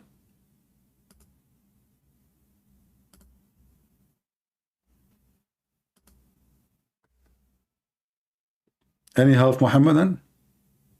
After we finish and we hang up, the Muslim, they will say, Christian Prince, we challenge you to debate us. Come to our channel. Go right now on your channel. Open your channel. Give me your Skype. I will call you. I mean, doesn't matter my channel, your channel. You are making excuse.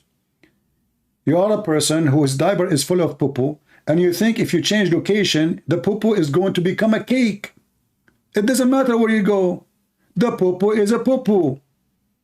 Sit down, act differently. The same as Mansour. We say, Mansour, shall we show you the tafsir? He says, not the bent. The bent, okay, the bent. I feel like I'm talking to grandma, and do you like to drink coffee now? Or depend, you know, let us wait. Oh, as long as we are talking about grandma, with my respect to all the grandma, I remember the one of amazing, you know, man, amazing chapters in the Quran.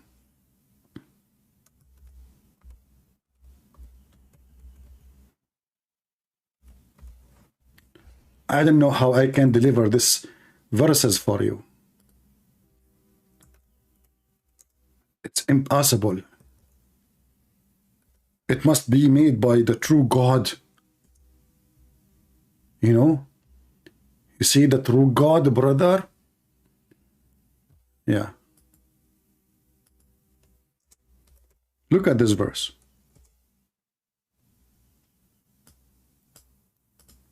Chapter 66, verse number 3. I call it the chapter of the gossip.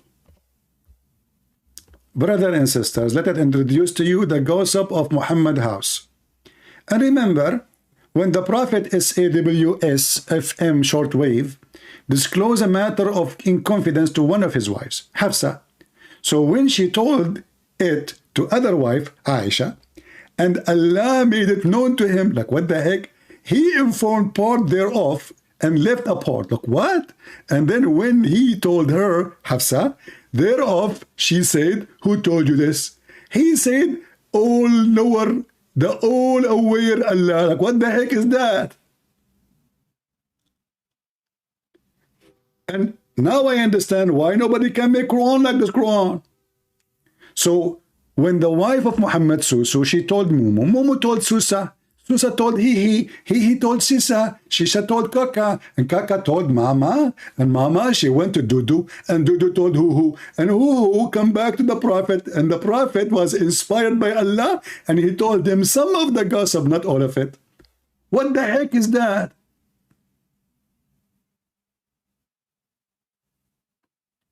That is God? If this is God, what is Joe Biden then?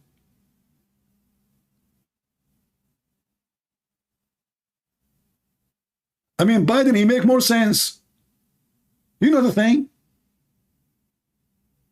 So when Muhammad, he told the thing to his wife about the thing she told him about the thing, she told the other wife about the thing, and the other wife, she told the other thing about the thing, and then Allah, he made, what is even making more and more, like more silly, and Allah made it known to him. That's deep.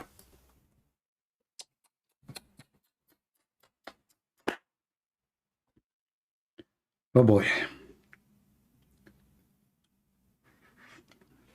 Who can make Quran like this Quran? Nobody. Nobody know, nobody know, nobody know, nobody. Allah made it known to him, brother. And all this story about Muhammad, he was having sex with the maid. He promised her, if you shut up your mouth, I will make your father the caliphate. After me.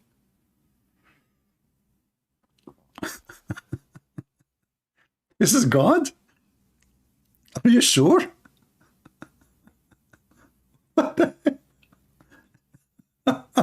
That's so deep.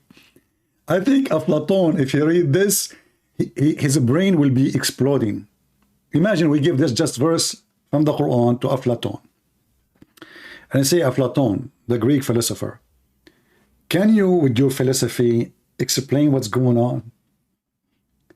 Aflatun will say, don't let me involve with women gossip, please. So the Prophet told the wife she told the other wife told the other wife, and the other wife told the other wife, and then Allah, he made some of it known to it, and then Allah, he informed part of, he informed what? He informed part thereof, and left a part. What is killing me? Why Allah, he left the part? Why? I mean, I want to know why he left the part. Come on.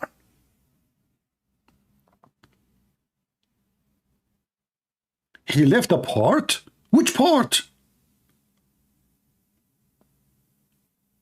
Susu told Mumu part, or maybe told Susu? What the heck is that?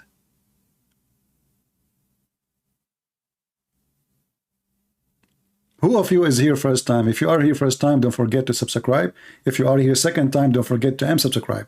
Because according to Allah, the one who subscribed to Christian Prince is doing evil deeds. But if you unsubscribe, brother, Allah will give you double deeds, so you will win. So keep subscribing, unsubscribing, subscribing. Well, look at the logic of stupidity. You rape a woman, and then you make a donation. Allah will give you double deed. That's good.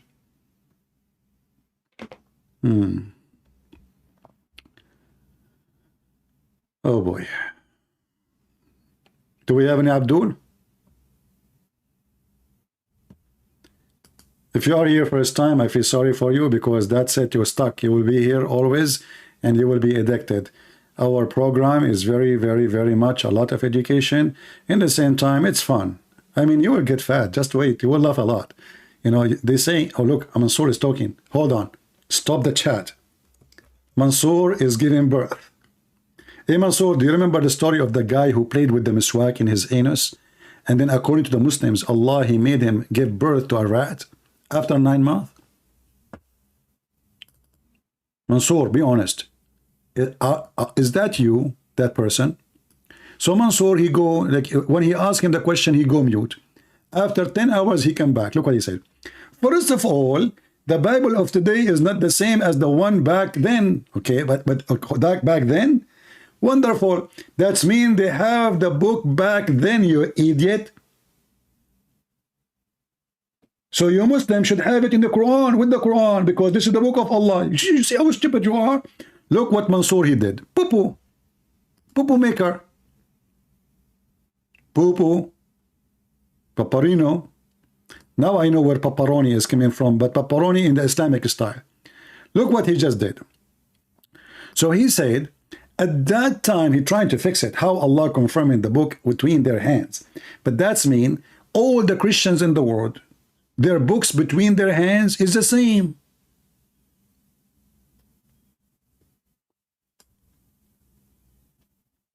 And all of us, we knew that this is 600 years after Jesus. And we have those copies all over. So you just condemn your prophet and you proved again that you are making poo-poo. Now, in the top of that, you did not solve the problem. If Allah is the one who sent the Bible and then the Bible has been changed, that means Allah could not preserve the Bible even after Muhammad. That means Muhammad don't care.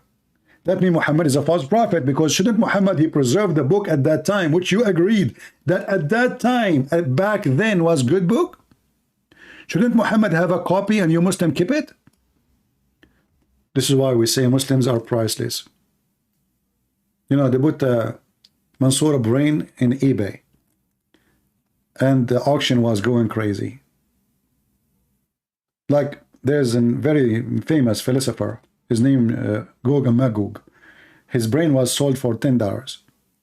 Very, very smart. And then Mansour, his brain like 10 million, 20 million, 50 million.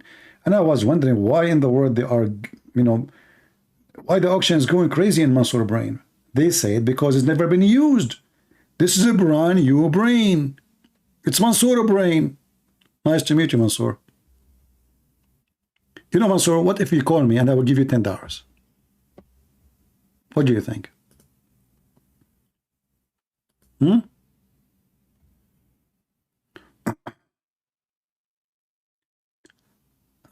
A Muslim, he is saying to me,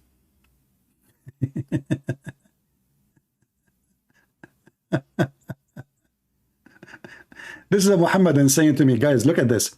Let me copy for you what this Abdul is saying. Why does the Bible God allow sex slave number 31, 17, 18 educate us? Why Christian Prince is being selective?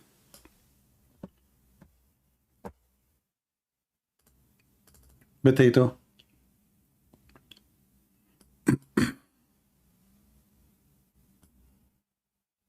You see, we are not like Muslims. We run away from questions. We laugh at your questions. Show me where it says sex slaves. Go ahead. I challenge you in front of everybody where it says sex slave. Go ahead. You are the one who mentioned the book of Numbers, chapter 31, verse 17, 18. You Muslims are a bunch of liars. However, sex slave is in the Quran. You see, when you mention something, you have to prove it. Potato, like your father Muhammad. We go in the Quran, it says, we type this, the word, malakat aymanakum. What you can do with them? You can use them for prostitution.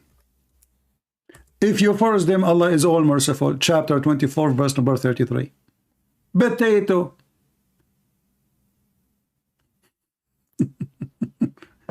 Let me call him. Maybe he's a man. Shall we?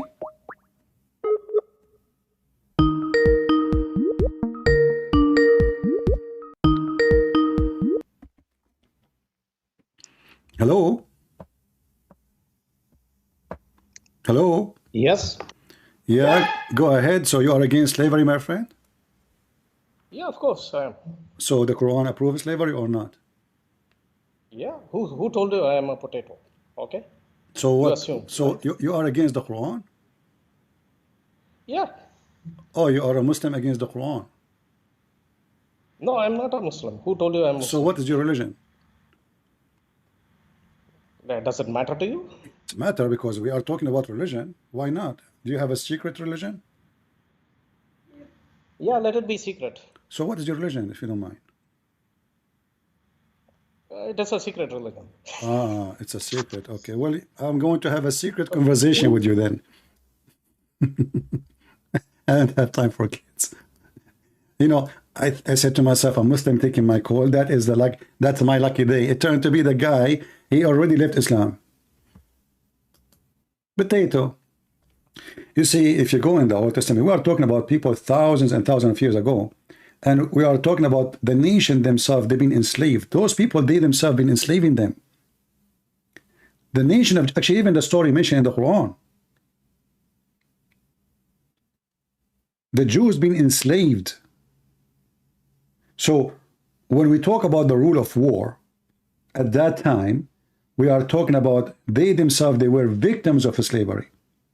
Their enemy took their women, their children, even they took their Torah. They destroyed their towns and their cities. And the Jews, they practice eye for an eye. What you do to me, I do to you. So when you say, how come the Jews, they can't do that? The Jews did not take sex slaves. You're a liar. A Jewish man, if he want to have a woman, he have to marry her, and he cannot sell her. She's not for sale. There's two kinds of slavery in the Old Testament. There's a slavery of a person give himself as a slave, like I borrow money from you, and then I cannot pay you back. Then I offer my service for you for a maximum of 7 years. You cannot sell me, you cannot buy me, you cannot do anything. This is not for sale. And there's other form of slavery, which is from the war. Now, you can come and you can come with like different form of slavery, but we are talking about thousands of years ago, and those people, they are surviving. This is why if a person, he broke a tooth of his slave, he have to release him. He have to free him. If they capture women from the enemy, they force her to shave so the man will not be tempted by her beauty. And if he want to have her, he have to marry her, not to rape her. In the Quran, you can rape the women. You know, always when we understand things, you have to judge. You have to judge. I don't judge Muhammad because he have slaves. No. I judge Muhammad for he have evil intention of slavery. I can say the guy, he is born in a society, well, everybody have a slave. Abraham himself have a slave. Abraham himself have a slave. But he married her as a slave. And he have a child from her. Muhammad, he ordered his men to go and attack the neighbors just for the sake of a blondie woman. He said, attack the Roman so you can get the blondie girls.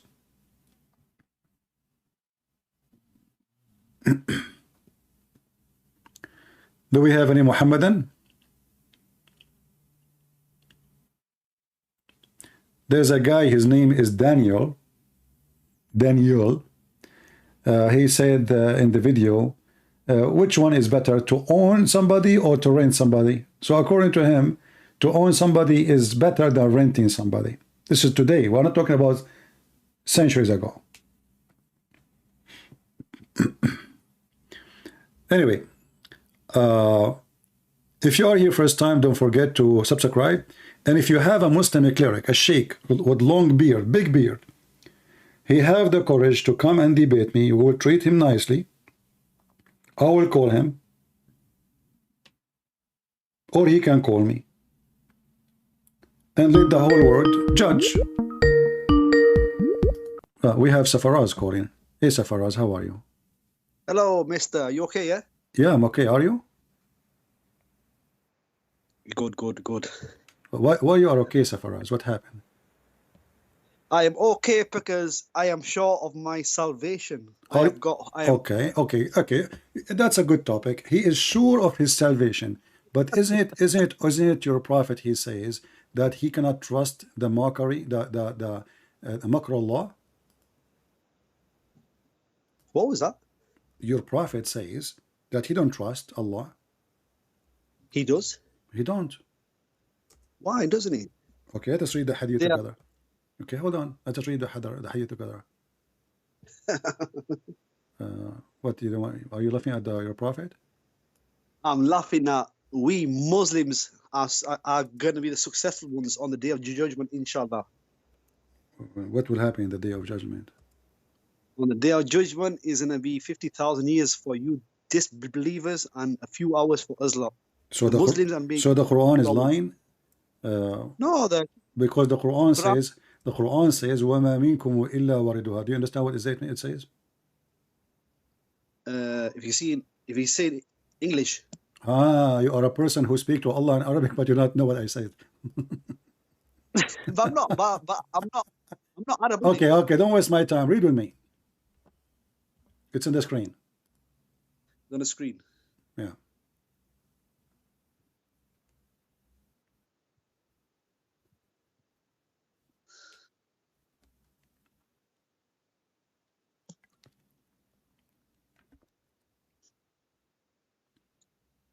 Hello.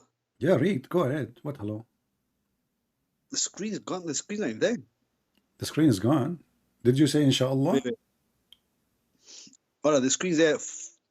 It says the messenger of Allah says, follow the right path of faith strictly and this the dead path, and keep in mind that none of you can achieve salvation through his good actions. Someone said, not even you, O messenger. He said, not even me, unless Allah grants me his mercy and grace. Explain. Go ahead. Yes. Yeah, because he's saying you have to be good people. You can't just think that you can't just think it's easy. You just go to heaven. You have to be good, and you have to be righteous. What do you mean, God? He just told you all your good work is useless. Your good deed. What is good deed? What is good deed in Islam? Go tell me. Good deeds is everything, like helping a poor. Is it praying to Allah is a good deed? Praying to Allah is a good deed, obviously. Okay. Yeah. Here we go. He just said to you that your prayer is a waste. Yeah, cough more. Yeah. No, I've always got a cough. You just say the prayer is a good deed, right? So your action, all of it is false. You pray, you fast Ramadan, you go to jihad, you hate the Christian, you want to kill them, you want to kill the Jews, you want to kill the Hindus. All the good action according to Islam is a waste of time, because it's not you. It's about it's up to Allah. If He like, there's no grant. You said to me when you called me that we are granted to go to heaven. Did you say that? Yes, I did. Okay, but here it says no. Why you said to me you are granted to go to heaven? Why you said to me that? Because I've got a hadith that says whoever believes in Muhammad and Jesus, they will go to heaven. So okay. So your prophet here is lying in different hadith. This is a contradiction. I can show you the Quran says that those who do good deeds, for them there is heaven, there is rivers, right? In the Quran. Yes. Okay. So is here your prophet himself contradicting himself in the Quran? Which hadith is it? What's the name of this hadith? This is Da'if hadith. Is it Da'if? Yeah, it says here, written by Trump, may Allah bless him. Listen, I've got hadith that says... Hold on. Why you are laughing? So you Muslims, you read hadith in the screen, and you are telling me which hadith is that? You read it. You tell me. I don't know. I'm opening your website. How we know who wrote it? Maybe Trump, because you Muslims, you have books. Nobody knows. Do you have the book of Sahih Muslim? You don't. Do you have the book of Al-Bukhari? You don't. So how you call this hadith Bukhari book? Listen, listen. I'm asking you. Do you have Al-Bukhari book? At home, no. But No, I'm not asking you at home. Don't be an idiot now. I'm asking you. Do you Muslim, all of you in the world, do you have Yeah, the book of Al-Bukhari? yes. No, you don't. Nobody have it. What do you mean they don't have it? Nobody have it. There's no such a book. See, the Bukhari's all over the world. It's There's everywhere. no Bukhari. The book you have right now is according to somebody claimed that he was a student of Al-Bukhari. But nobody have Al-Bukhari and nobody have Muslim. Come on, they've got the chains. They've got I'm the not, chains. come on, don't tell me, come on, challenge me. Here we go. Go and find me the book of Al-Bukhari, where we can find it. Are the shops? You go to a shop and No, this buy is not one. his book. This is not his book. I just got told you. I just told you this is not his book. The guy Al-Bukhari never wrote a book. You Muslims don't have his book. Okay, if you have it, show it to me. This is the book you have. The book you have according to Al-Bukhari, Muslim memorized. No, you don't have a book of Al-Bukhari. They've compiled his work. They've compiled his work. Okay, thank you. So you don't have his book. But they've compiled his work. Obviously, No. Okay, so you are saying to me a bunch of Abdul, they gather in the speaker corner and says that I heard from Mimi,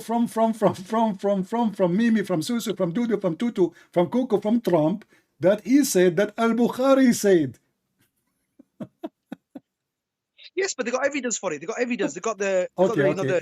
Listen. You know, Safaraz, you are a special person. Honestly, you are really special. Let me show you something. Do you Muslims follow Muhammad command? Yes, we do. So is Al-Bukhari something important to have? If it's a Sahih, yes. If it's a Hadith, it's important to have. Okay. So your prophet, he said, anyone who write from me anything beside the Quran, he should erase it. Explain to me how we can solve this problem. You just said to me it's very important to have the Hadith of Al-Bukhari. If you what? Repeat that again. Repeat again. Cough. Here it says that the prophet said, don't take down anything, which means don't write anything down from me, and he who took it down anything from me except the Quran, he should efface that and narrate from me. So only Quran we can write down. Do not take down anything from me, and he took down anything from me except the Quran. He should see the narrate for me. There is no harm in it, and he who attribute any falsehood to me, and he should not efface. How smart you Muslims are. Do not take down anything from me, and he took down it from me except the Quran. He should efface it and narrate from me. A great example of stupidity. Your prophet just told you don't write hadith, and then you said the prophet said don't write hadith. But isn't this is a hadith itself? I mean, the guy, he just told you don't write anything I say except the Quran, and then you Muslim, you write hundreds of books about the hadith, yet the prophet said don't write. And not only that, would make it more stupid. I mean, they are writing what he just said about not to write. He told you don't write what I say. But it says there there is no harm in it. What do you mean no harm? It says efface it. It says efface it.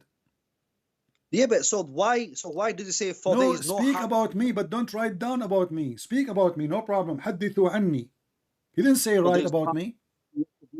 No, but he's saying you can write, but he says don't attribute any. No. He says don't write. Read carefully. Abdul, listen.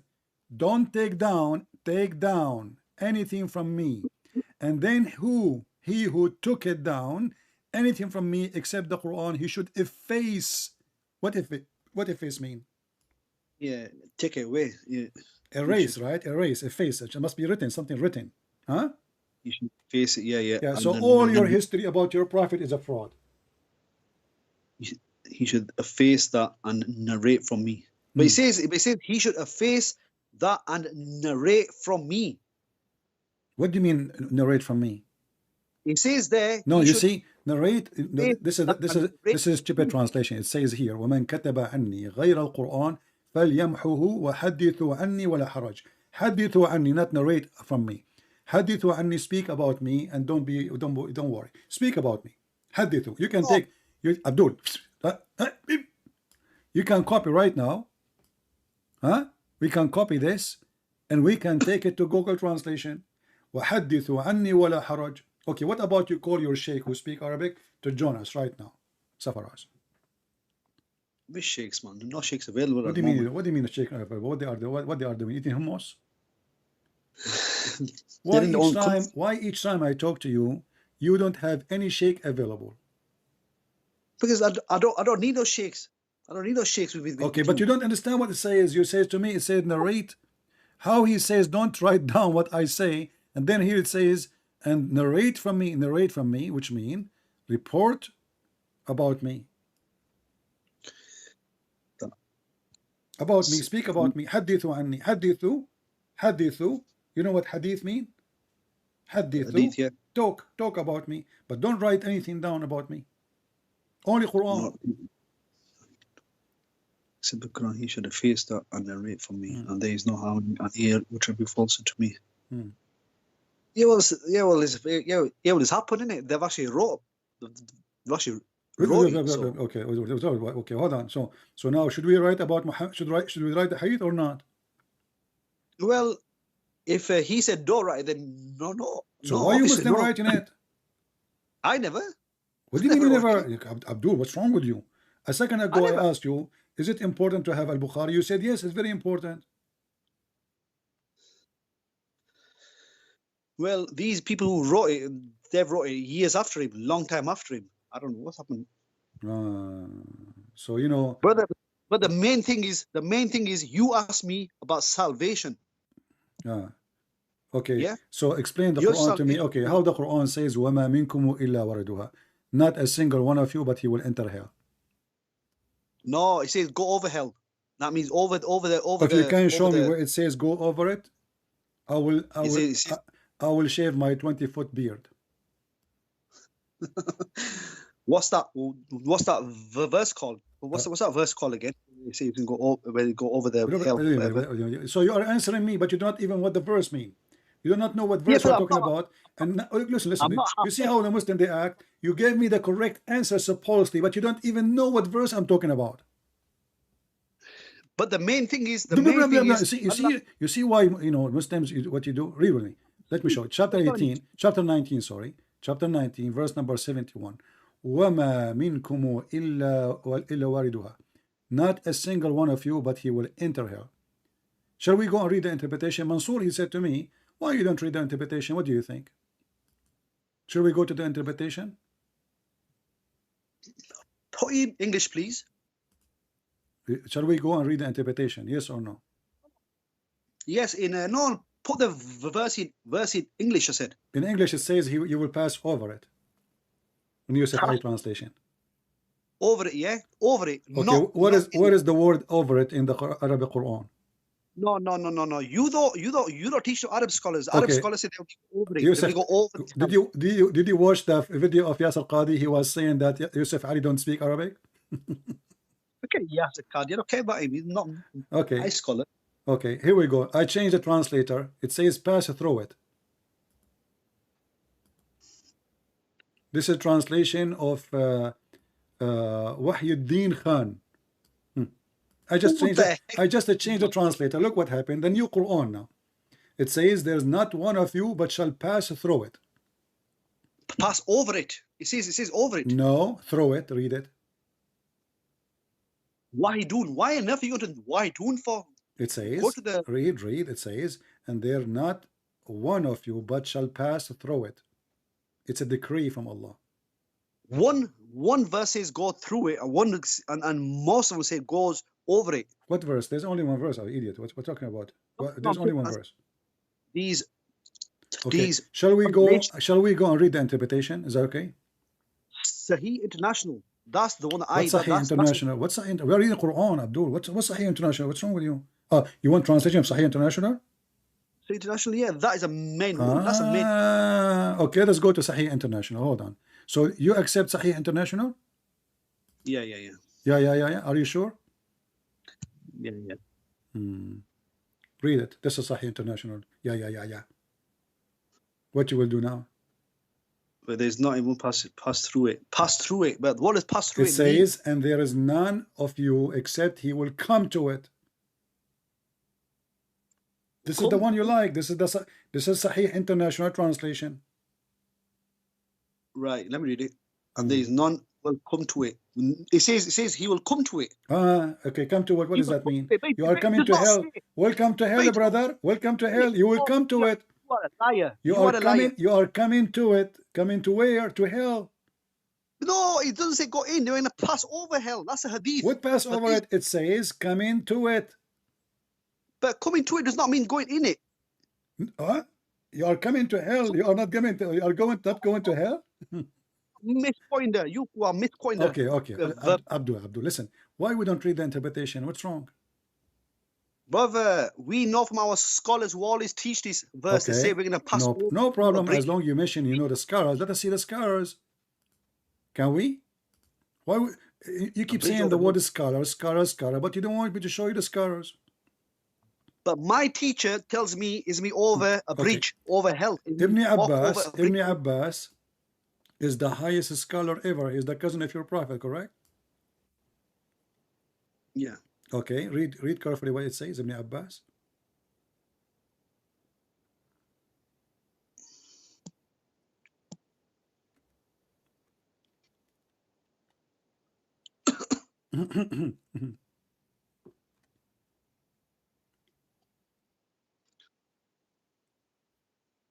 Why always read? There is not one of you but shall approach it. There is not a single one of you, exclusion of prophets and messengers, save that will enter it, i.e. hell. Audience. So you will enter hell. Not mine. That's not my son. That's not my scholar. This is Ibn Abbas. This is the only real scholar. The rest are potatoes. This is the cousin of your prophet, and your prophet, he prayed to Allah. He says, may Allah make Ibn Abbas the ink of knowledge of Islam. So are you saying to me your prophet, he chose him wrongly? Oh, you're laughing at Muhammad now? Safaraz, shame on you. CB, there's many of this verse. Safaraz, what your dad and your mom will say about you laughing at your prophet? Come on. Listen, you have to understand, you have to go to the verse. What understand? It says, did Ibn Abbas, is he a Muslim or is he a Jew? He was Muslim, obviously. Okay. Is he the cousin of your prophet? Yes or no? Yes. Okay. Is he the uncle or the cousin? Forget about this one. So that he will enter i.e. hell. Well, we've questioned our graduation, not even single one of you, but he will enter hell. Listen, Zafar, honestly, I like speaking to you because you are a person of knowledge. And what is driving me not that the Quran discover things nobody knows. I heard that. I don't know. Do you know anything the Quran discover nobody knows? Besides that Muslim will go to hell? The Big Bang is in the Quran. The Big Bang. Where is in the Quran the Big Bang? I'm not a half-first I know verses by heart. That's him. So you don't remember the Quran, you remember the word Big Bang? The Dr. Zakir next to half-first. Ask him. Zakura Nayuka. Okay, he said. Oh boy. What is the word? What is the Big Bang in the Quran? You Muslims are really crazy. Okay, hold on. So according to the Big Bang, how many million years it took the Big Bang to happen? Billion years, right? Billions. All right. Years. So it's not Saturday and Sunday and etc. Right? It's not 6 days. Knows it. What do you mean? There were no such days at that time. There were no days at that time. Okay, but do you confirm what the atheists they say it is billions of years? Do you agree with them? I don't agree with no atheists. Atheists are hypocrites. So do you agree with who? The one who came with the Big Bang is the atheist. No. They don't. It was in the Quran already.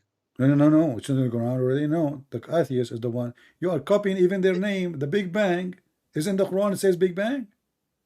But the description does the Quran say the sentence or the phrase Big Bang, or this is what the atheists they say? Yeah, it's the same kind so of the thing. Big Bang, it took millions of years, hundreds of millions of years, billions of years, And you said you agree with that, correct? Nobody knows exact. So it's years, not 6 exact. days. It's not 6 days. Do you agree or not? Not 6 days. What do you mean it's not 6 So days? do you believe No. in the Big Bang, or you believe in 6 days of creation? We believe that the heaven and earth was one joint entity, and it exploded, and Okay. everything was created. In the Quran it says that?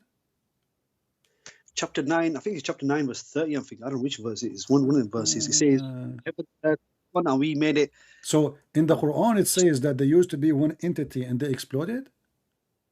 Yes. The heaven and earth. That's deep. How come I never heard You know, this before? Well, I don't know where you're living and which cave you're living in. Okay.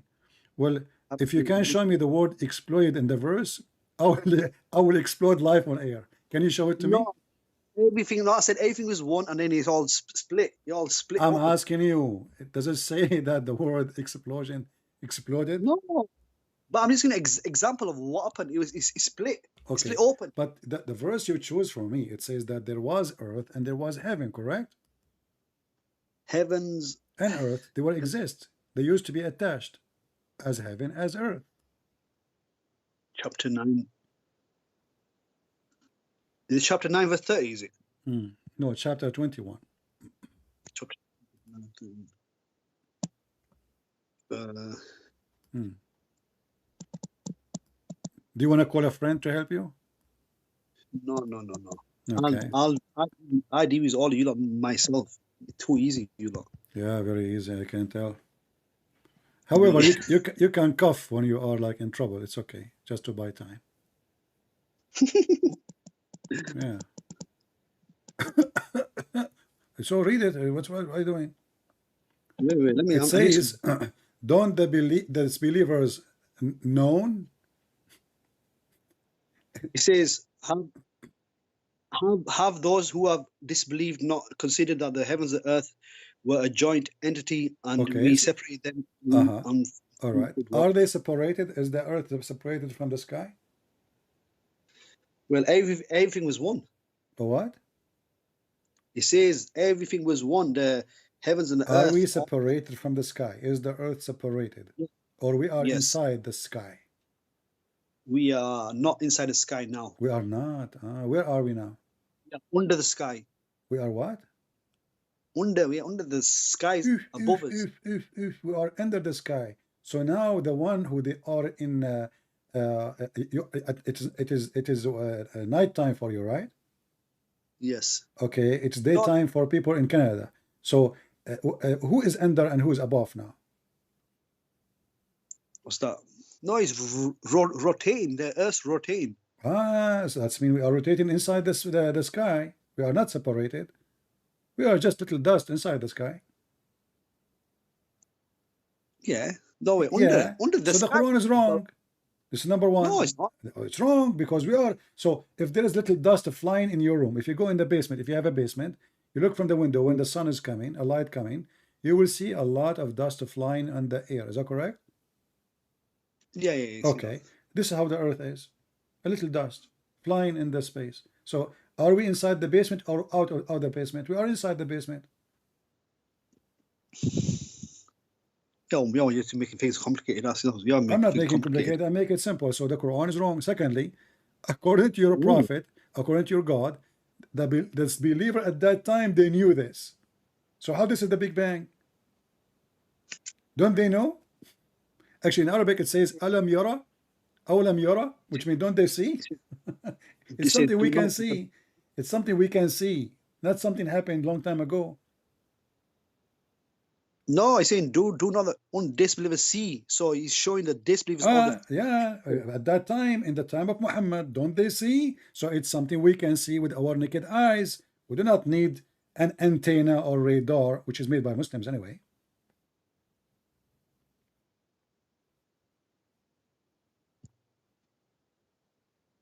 Which one Allah created first, Safaraz? The earth or the heaven?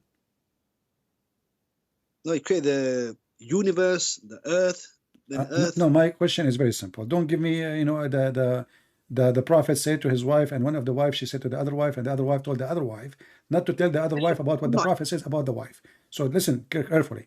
Which one Allah created first? The sky or the earth? Sure, the sky, they didn't. It's the sky, I'm sure. The moon, Are you the sure? stars. Are you sure? Brother, I'm not expert on this kind of stuff, the earth and the skies and stuff. Even if this one you need to be expert in it. You're expert in what? Do you change all your car by yourself, or what do you do? You're expert in nothing. So why you call me? Each time you call me, you say to me, I am not expert. And you know, you want to talk to me about salvation. You're not even your God. Okay, hold on. I'm not going to ask you. I'm not going to ask you a question about science. I will ask you something very simple. Allah have 5 fingers. Why? No, that's not important for me. That's no. I want something. I'm giving you something very easy. Hold your fingers. 5 fingers. Allah have 5 fingers. Why? It doesn't matter. It doesn't matter if he's got 5. He's got 6, 7. Why not 6? It doesn't matter if he's got 100. How the Muslim they say nothing like Allah. Well, I have 5 fingers. Allah have 5 fingers. There's many animals have 5 fingers. So how Allah he shared the same with us? Why? But his things do not look like ours. Ah, he's got his own. Okay, hold on. So the fingers of Allah, he called them fingers, but they don't look like fingers. No. We can't comprehend how his things look like. You can't comprehend. Okay. Nope. Is Allah like a tree? Is Allah like a tree? No, not a tree. No. Okay. Is Allah like a light? No. Nothing can comprehend. Is Allah like a fire from olive tree? Listen, I told you before. Okay. You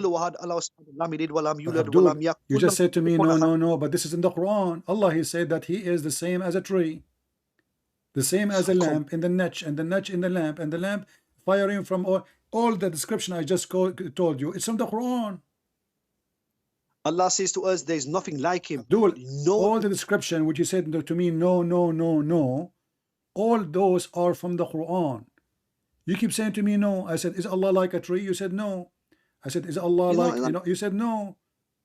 No, he's not. He's not like no tree. You're on drugs. Here we go. The Quran says so. Chapter 24, verse number 35. Allah, he said, he is. I told you, is Allah like a light? You said no. Is Allah like a tree? You said no. Is Allah like a lamp? You said no. Is he like lighting from fire from olive oil? You said no. But this is how Allah described himself in chapter 24, verse number 35. And you said no. The lamp is a glass, a brilliant, blessed, lift from a tree, blessed and all. Allah is the light of the heavens and the earth, the parable of this light. No. Don't be trying to playing games here, man. He's talking about the light. He's giving an example that he's a light of the world. I just said to you like. I did not say he is. I said like a tree. You said no. I said like a lamp. You said no. I said like olive oil. You said no. It's you who said no. Man. No, he's not. Come on, you know you're misquoting the verse there. You're a joker. Okay, listen. No. Safaraz. By the way, what's Safaraz mean? Safaraz. Safrat means Safarat? Safaraz, I don't know what it means, to be honest. You do not know what your name means too? It's not my name is living, man. Like you woke up in the morning, you find like what happened is it was an accident. Like your mom, she call you Safaraz. Didn't you ask her all your life? Why you call me such a name? What does that mean? Nobody asked the parents. What does my name mean? Okay, didn't you have a curiosity to know what your name means? It's a Muslim name. Simple. Safaraz is a Muslim name. Yeah. Since when? It's Muslim name, isn't it? Okay, give me one of the companion. His name is Safaraz. Go ahead. Oh my word! How many companions? What do you mean or the shin of Allah? So you do not know. You are saying things you do not know. Okay, forget about this. I want you. We have 1,300, 400 people listening. Can you give me one clear proof that Muhammad is a prophet? One clear proof. Yeah. The best, the most strong one. The Quran is there, but I think you have to go to Isaiah 42. Isaiah. You're gonna run for Isaiah 42. You're gonna run for that. Okay, no, we can read it, no problem. But Isaiah 42 is about your prophet or about God? About the prophet. He says, "My servant, My servant. Ah, this is about my servant. Ah, and who My is servant. and who Listen is to me, listen. okay? Hold on, hold on, hold on, hold on. So you are saying to you're not me, listen, sorry. You are saying to me that you Muslim could not find the proof of your prophet in your book, but you are trying to find our book, which you Muslim keep saying is corrupted. He's in the Quran, but the thing is, you are Okay, not so gonna. I'm asking you now, can you give me a proof that your prophet is a prophet? Well, it says it in the Quran. Where? Allah Where? says it. I can say, I can make my Quran says I'm a prophet too. What do prophet mean? Prophet means somebody he prophesy, correct? A prophet means he prophesied. Yeah, he Okay, did. He what did. what is the prophecies of Muhammad in the Quran? Is they're not in the Quran? They're in the Hadiths. So the prophecies of the prophet is not in the Quran. So what's the point of the Quran then? The Quran is from Allah's speech. The Hadith is from His speech. Exactly. But the prophecy, in order to come to Muhammad, it have to come from Allah, Allah's speech. Prophecy is Allah's speech. But the Hadith is like the New Testament. Jesus speaks the New We Testament. just showed you your prophet saying that he said, don't write what I say, only the Quran. So if there is a prophecy of your prophet, should be in the Quran. Okay, I found a prophecy. I need you to help me. Is it true? Somebody said to me, I don't know if it's true or not, that hail comes from mountains in heaven. Is that correct? Yeah. It's true? There's mountains in heaven? Have hail? Mountains in heaven. There's a lot of description in heaven. There's a lot of description. This is not the question. I'm asking you where hail is coming from. Is it coming from the cloud or from mountains in heaven? Wait. I'm just putting my phone on. Do you want to cough? No, I'm just putting my phone on charge. Yeah. Right. Can you please just ask me that again, please? Okay. Where hail is coming from? Hell. Is it coming from mountains in heaven or from the cloud? Hell, he said. Hail, like ice. Hail. Oh, hail. Uh-huh. It comes from the sky, I'm showing it. That's deep. Okay. I know from the sky. This is not the question. The question is it coming from mountains in the sky and Allah break it pieces and throw it at us? Or it happened between the cloud because of cold What's air? That got to do Isaiah 42? Huh? What is this got to do Isaiah? You've changed subject. I told you Isaiah 42. This is our book, not your book. I said, prove to me that Muhammad is a prophet in the Quran. So a prophet, listen, a prophet, he says things is true. Is that correct? Of course he does. Okay, but your prophet is a potato. Here we go, chapter 24, verse number 43. He claimed that Allah, he sent the hail from mountains in heaven. He break it pieces and he throw it at the one he don't like. Ouch, I just got one hail in my head. So for us, your prophet is a potato. How in the world he says such a statement? Hail is coming from mountains in heaven, and Allah, he break it pieces and he throw it at the one he don't like?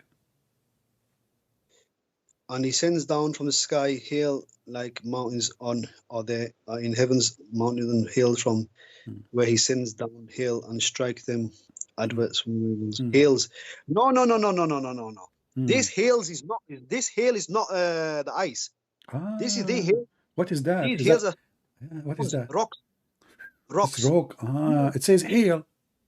No, the hail means hails of rocks. Stones from the okay, what interpretation says that? You are a deceiver. You're a big deceiver. What interpretation says that, Safaraz? Everybody is laughing at you. Give me the name. Do Ibn Kathir agree with you? Do Ibn Kathir agree with you? Huh? Again, Ibn Kathir, the hail does not just mean ice. Is Al-Qurtubi agree with you? Who is the one agree with you? All of them, they say this is hail. What translation you want? What translation you want? You said to me you want Sahih International, right? Let's go to Sahih International. I mean, it's in Arabic, it's so clear. It is hail coming from mountains from heaven. So what we will do now? Hail and mountains. Look at the false translation here. Let us go to the interpretation so we can laugh together. What is this going to do with Well, if your prophet is a prophet, he will not make poo-poo like this. This is big poo-poo. This is a huge poo-poo. This is remind me of Ibn Battuta, the Muslim historian who traveled around the world, and he discovered an island have only women, and all of them they have 3 boobs. How many boobs you have? Only Muslims discover island have women have 3 boobs. Only Muslims can do that. Read carefully. This is Ibn Abbas tafsir. This is the official government website of the King of Jordan, very Islamic website, and this is your best scholar. It says that Allah he sent down from the heaven mountain wherein with hail to punish. So where is the hail coming from? Coming from mountains in heaven. This is Ibn Abbas. We change, we can go to Al-Jalalain. Are you laughing at your prophet or what? No, bring down clouds. I know, I heard you laughing. I don't know. Between the clouds, mountains were hail. He says, Here and we with go. hail He sent down from the heaven out of mountain. Read it. This is Al-Jalalain. Let us show the whole screen. This is Al-Jalalain. He sent down from the heaven out of mountains min jibalin hail. So your prophet discovered amazing discovery, which nobody can really come with that. I mean, even Biden did not do that. So there's hail. Where did you watch the movie called Avatar? No. You should watch it. I think your prophet he was watching that video. So according to your prophet, there's a flying mountains. All of them they are ice mountains, and Allah he break it pieces, and he throw ice on us. How the prophet discovered this? What do you think? Isn't this amazing?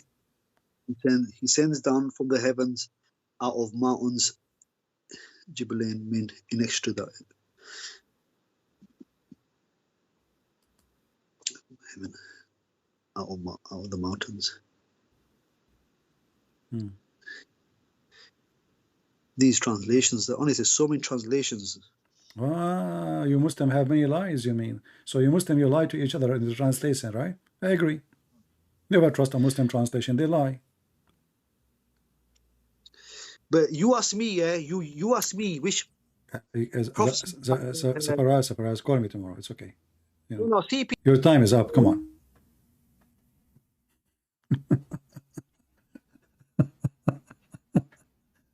I feel sorry for you. Why you don't bring your sheikh to call me? I mean, that said, the prophet is a prophet. He is the one who discovered that women have a semen coming from their breast. That's why I'm still single. You don't want to go to the bedroom. Your wife, she take off her bra. What the heck? She have a breast testicles. Hell no. The only prophet who discovered that women have a sperm coming from their ribs and where the top ribs. I mean, the women really are hiding secret from us. And we men, we think that we are the one who have testicles only. It turned to be that women testicles are way bigger. And not only that, they do plastic surgery for them too. And they make them bigger and bigger and bigger to the point they can smash a concrete with it. Did you see the bodyguard of Al-Qaddafi? She had big, huge boobs, man. It turned to be those are testicles. Who discovered that except Prophet of Allah? Nobody can do that. And the sperm of the man is coming from the backbone. This is why once, by mistake, I hit somebody in his ass. Until now, he cannot have babies. I broke his backbone. Do you know the song? It says, backbone, backbone. What you gonna do? What you gonna do when I come for you? It's coming from Prophet Muhammad. Peace be upon him. The prophet who discovered that the earth is flat, and Allah, he put mountains in the top of it to make it not to shake. And he discovered that Suleiman, he have a flying carpet, can carry 600,000 chairs. I mean, come on. American airline, for the sake of the shin of Allah, can you buy one of those? I'm sick of your chair. They give you a chair in the size of a mosquito, and your legs cannot even fit in. 600,000 chairs in the top of a flying carpet of Suleiman. This is not fair. I mean, give us a part of it. The whole world will fly. I'm sure many of you is convinced that the Prophet of Allah is true prophet. If you did not subscribe yet, please subscribe for the sake of Safaraz, because Safaraz now will be upset if you don't subscribe. Safaraz? Yeah, okay. Safaraz saying, if you subscribe to Christian Prince, Allah will give you endless private part. I mean, Safaraz, how in the world you Muslim believe that your penis will be endless? How you can even walk with it? Are you going to walk backward? I mean, it's impossible to walk with such a penis. Do you think maybe you will put like you will put it in tires, like, you know, like, I don't know, caravan or something? Endless private part. What endless mean? You will hit the eye of Allah with it? You receive a phone call from the Chinese. What the heck? Let me ask my cousin Bruce to translate. Hey, Bruce. Bruce. By the way, Bruce Lee, his name Bruce Lee, because I had a fight with him and I made a lot of bruise on him. And since when did we call him Bruce Lee? You know, his originally is Lee, but we have a bruise on him now. So, and he became a Muslim, by the way. After he died, became a Muslim. True story. So Bruce Lee, what okay. So Bruce Lee is saying that the police of China is calling Safaraz, saying, move your penis. It's a blocking the highway and the train. One Muslim penis can cause a chaos in the universe. Endless penis. And not only that, Muhammad, to make it fit, he says, and a vagina fit for that. So you can imagine how the vagina will be endless. That means the women, she have to be endless wide. Depth. How the vagina will be endless? I understand the penis going endless, but the vagina is fit for that? How? It is miracle. Prophet of Allah, he is the true prophet, and I invite you all to convert to Islam so you can, if you don't convert to Islam, I will do to you what I did to Bruce Lee. Bruise, brother, a lot of a bruise. It's okay, I'm not talking about you now. Just go back to sleep. Okay.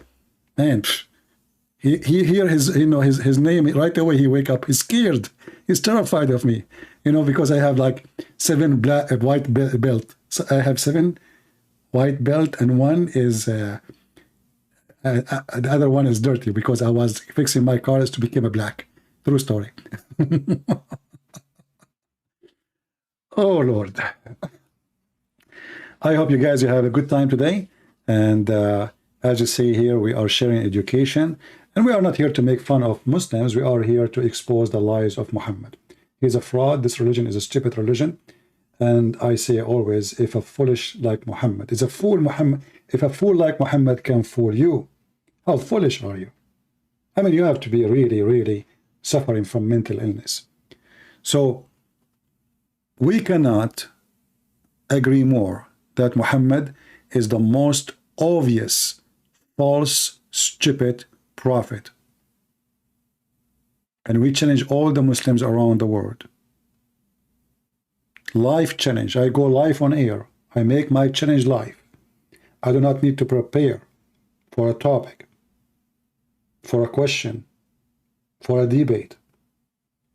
They need to prepare, for they are false, for they have no knowledge, for they have no answer, for they cannot debate.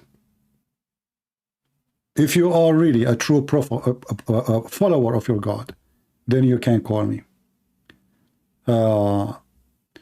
Somebody is saying your God is immoral. I can show you. My friend, you are going to talk about immoral. Your God, Allah, is dead. Prove me wrong. According to the Quran, Jesus is alive. And you are saying to me your God is immoral. If you are saying, speaking about ethic, your God, Allah, He allow you to have sex with your daughter. And you are talking, I don't know, Muslims, they say things, we laugh at it. And even you Muslims are waiting for the coming Messiah. It's amazing. We are debating about how idiot Muhammad is, yet we and the Muslims are waiting for the coming Messiah. Isn't it amazing his name? Isn't it amazing his glory, that even the devil could not deny him? And he have to admit that the Messiah is the one who will save the world. When the Messiah come at the end of the time, he will do what? He will do what no one can do. Even Muhammad, he could not deny that the one who will be victorious is the one who come at the end. Muhammad is a person, he knew he's a fraud. He knew he's a liar. and yet he have to use the powerful name of the Messiah so he can deceive. This is why the Bible says, be aware of false teachers who come to you in a clothes of a sheep, but Muhammad, he come in a clothes of a wolf. At least in the beginning he looked like a sheep, but then he took off his clothes and he showed his real nature. He is a wolf, he is an evil, he is the devil. And actually I believe that the devil was learning from him how to be evil. I hope today we learned a lot of things, and this is your brother Christian Prince was serving you for today humbly, and I hope that we learn what is enough to prove to our families, to our friends, that Islam is a scam. And if all what we showed you live on air from their books is not enough for you to prove what Islam is, I believe nothing can prove it to you, because you decide to become blind. And how the blind can lead the blind. And the only one who can heal the blind is Jesus. So we pray to the Lord to open the eyes of the Muslims, to show them the truth, and the truth will set them free. That is the word of my Lord, and him we obey. Thank you, God bless you, and see you soon again. Take care.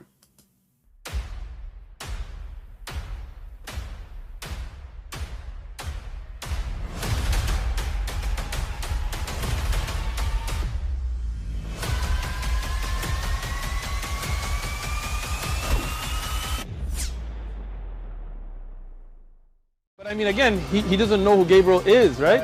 Because he didn't come from an Abrahamic faith.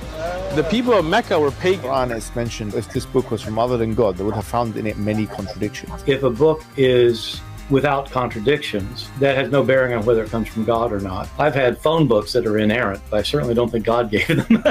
That we believe without understanding. The brother asked a very important question, that most of the scholars say that listening to music, watching movies, and most of the television programs, they're haram. So how can we have fun? Let me tell you, brother, at the outset, that having fun is permitted in Islam as long as the fun is halal fun. That the standard narrative has holes in it. The Prophet tells us because Satan or the devil sleeps over our nostrils. Those who oversleep and not pray Fajr on time, Satan urinates in their ears. I really do think Jesus was crucified and that he really was dead and buried. He thought that he was a son of God in the sense that he was specially chosen by God. I think Jesus really did think he was going to be the Messiah, the future king of Israel. I mean, that is, after all, why they crucified him.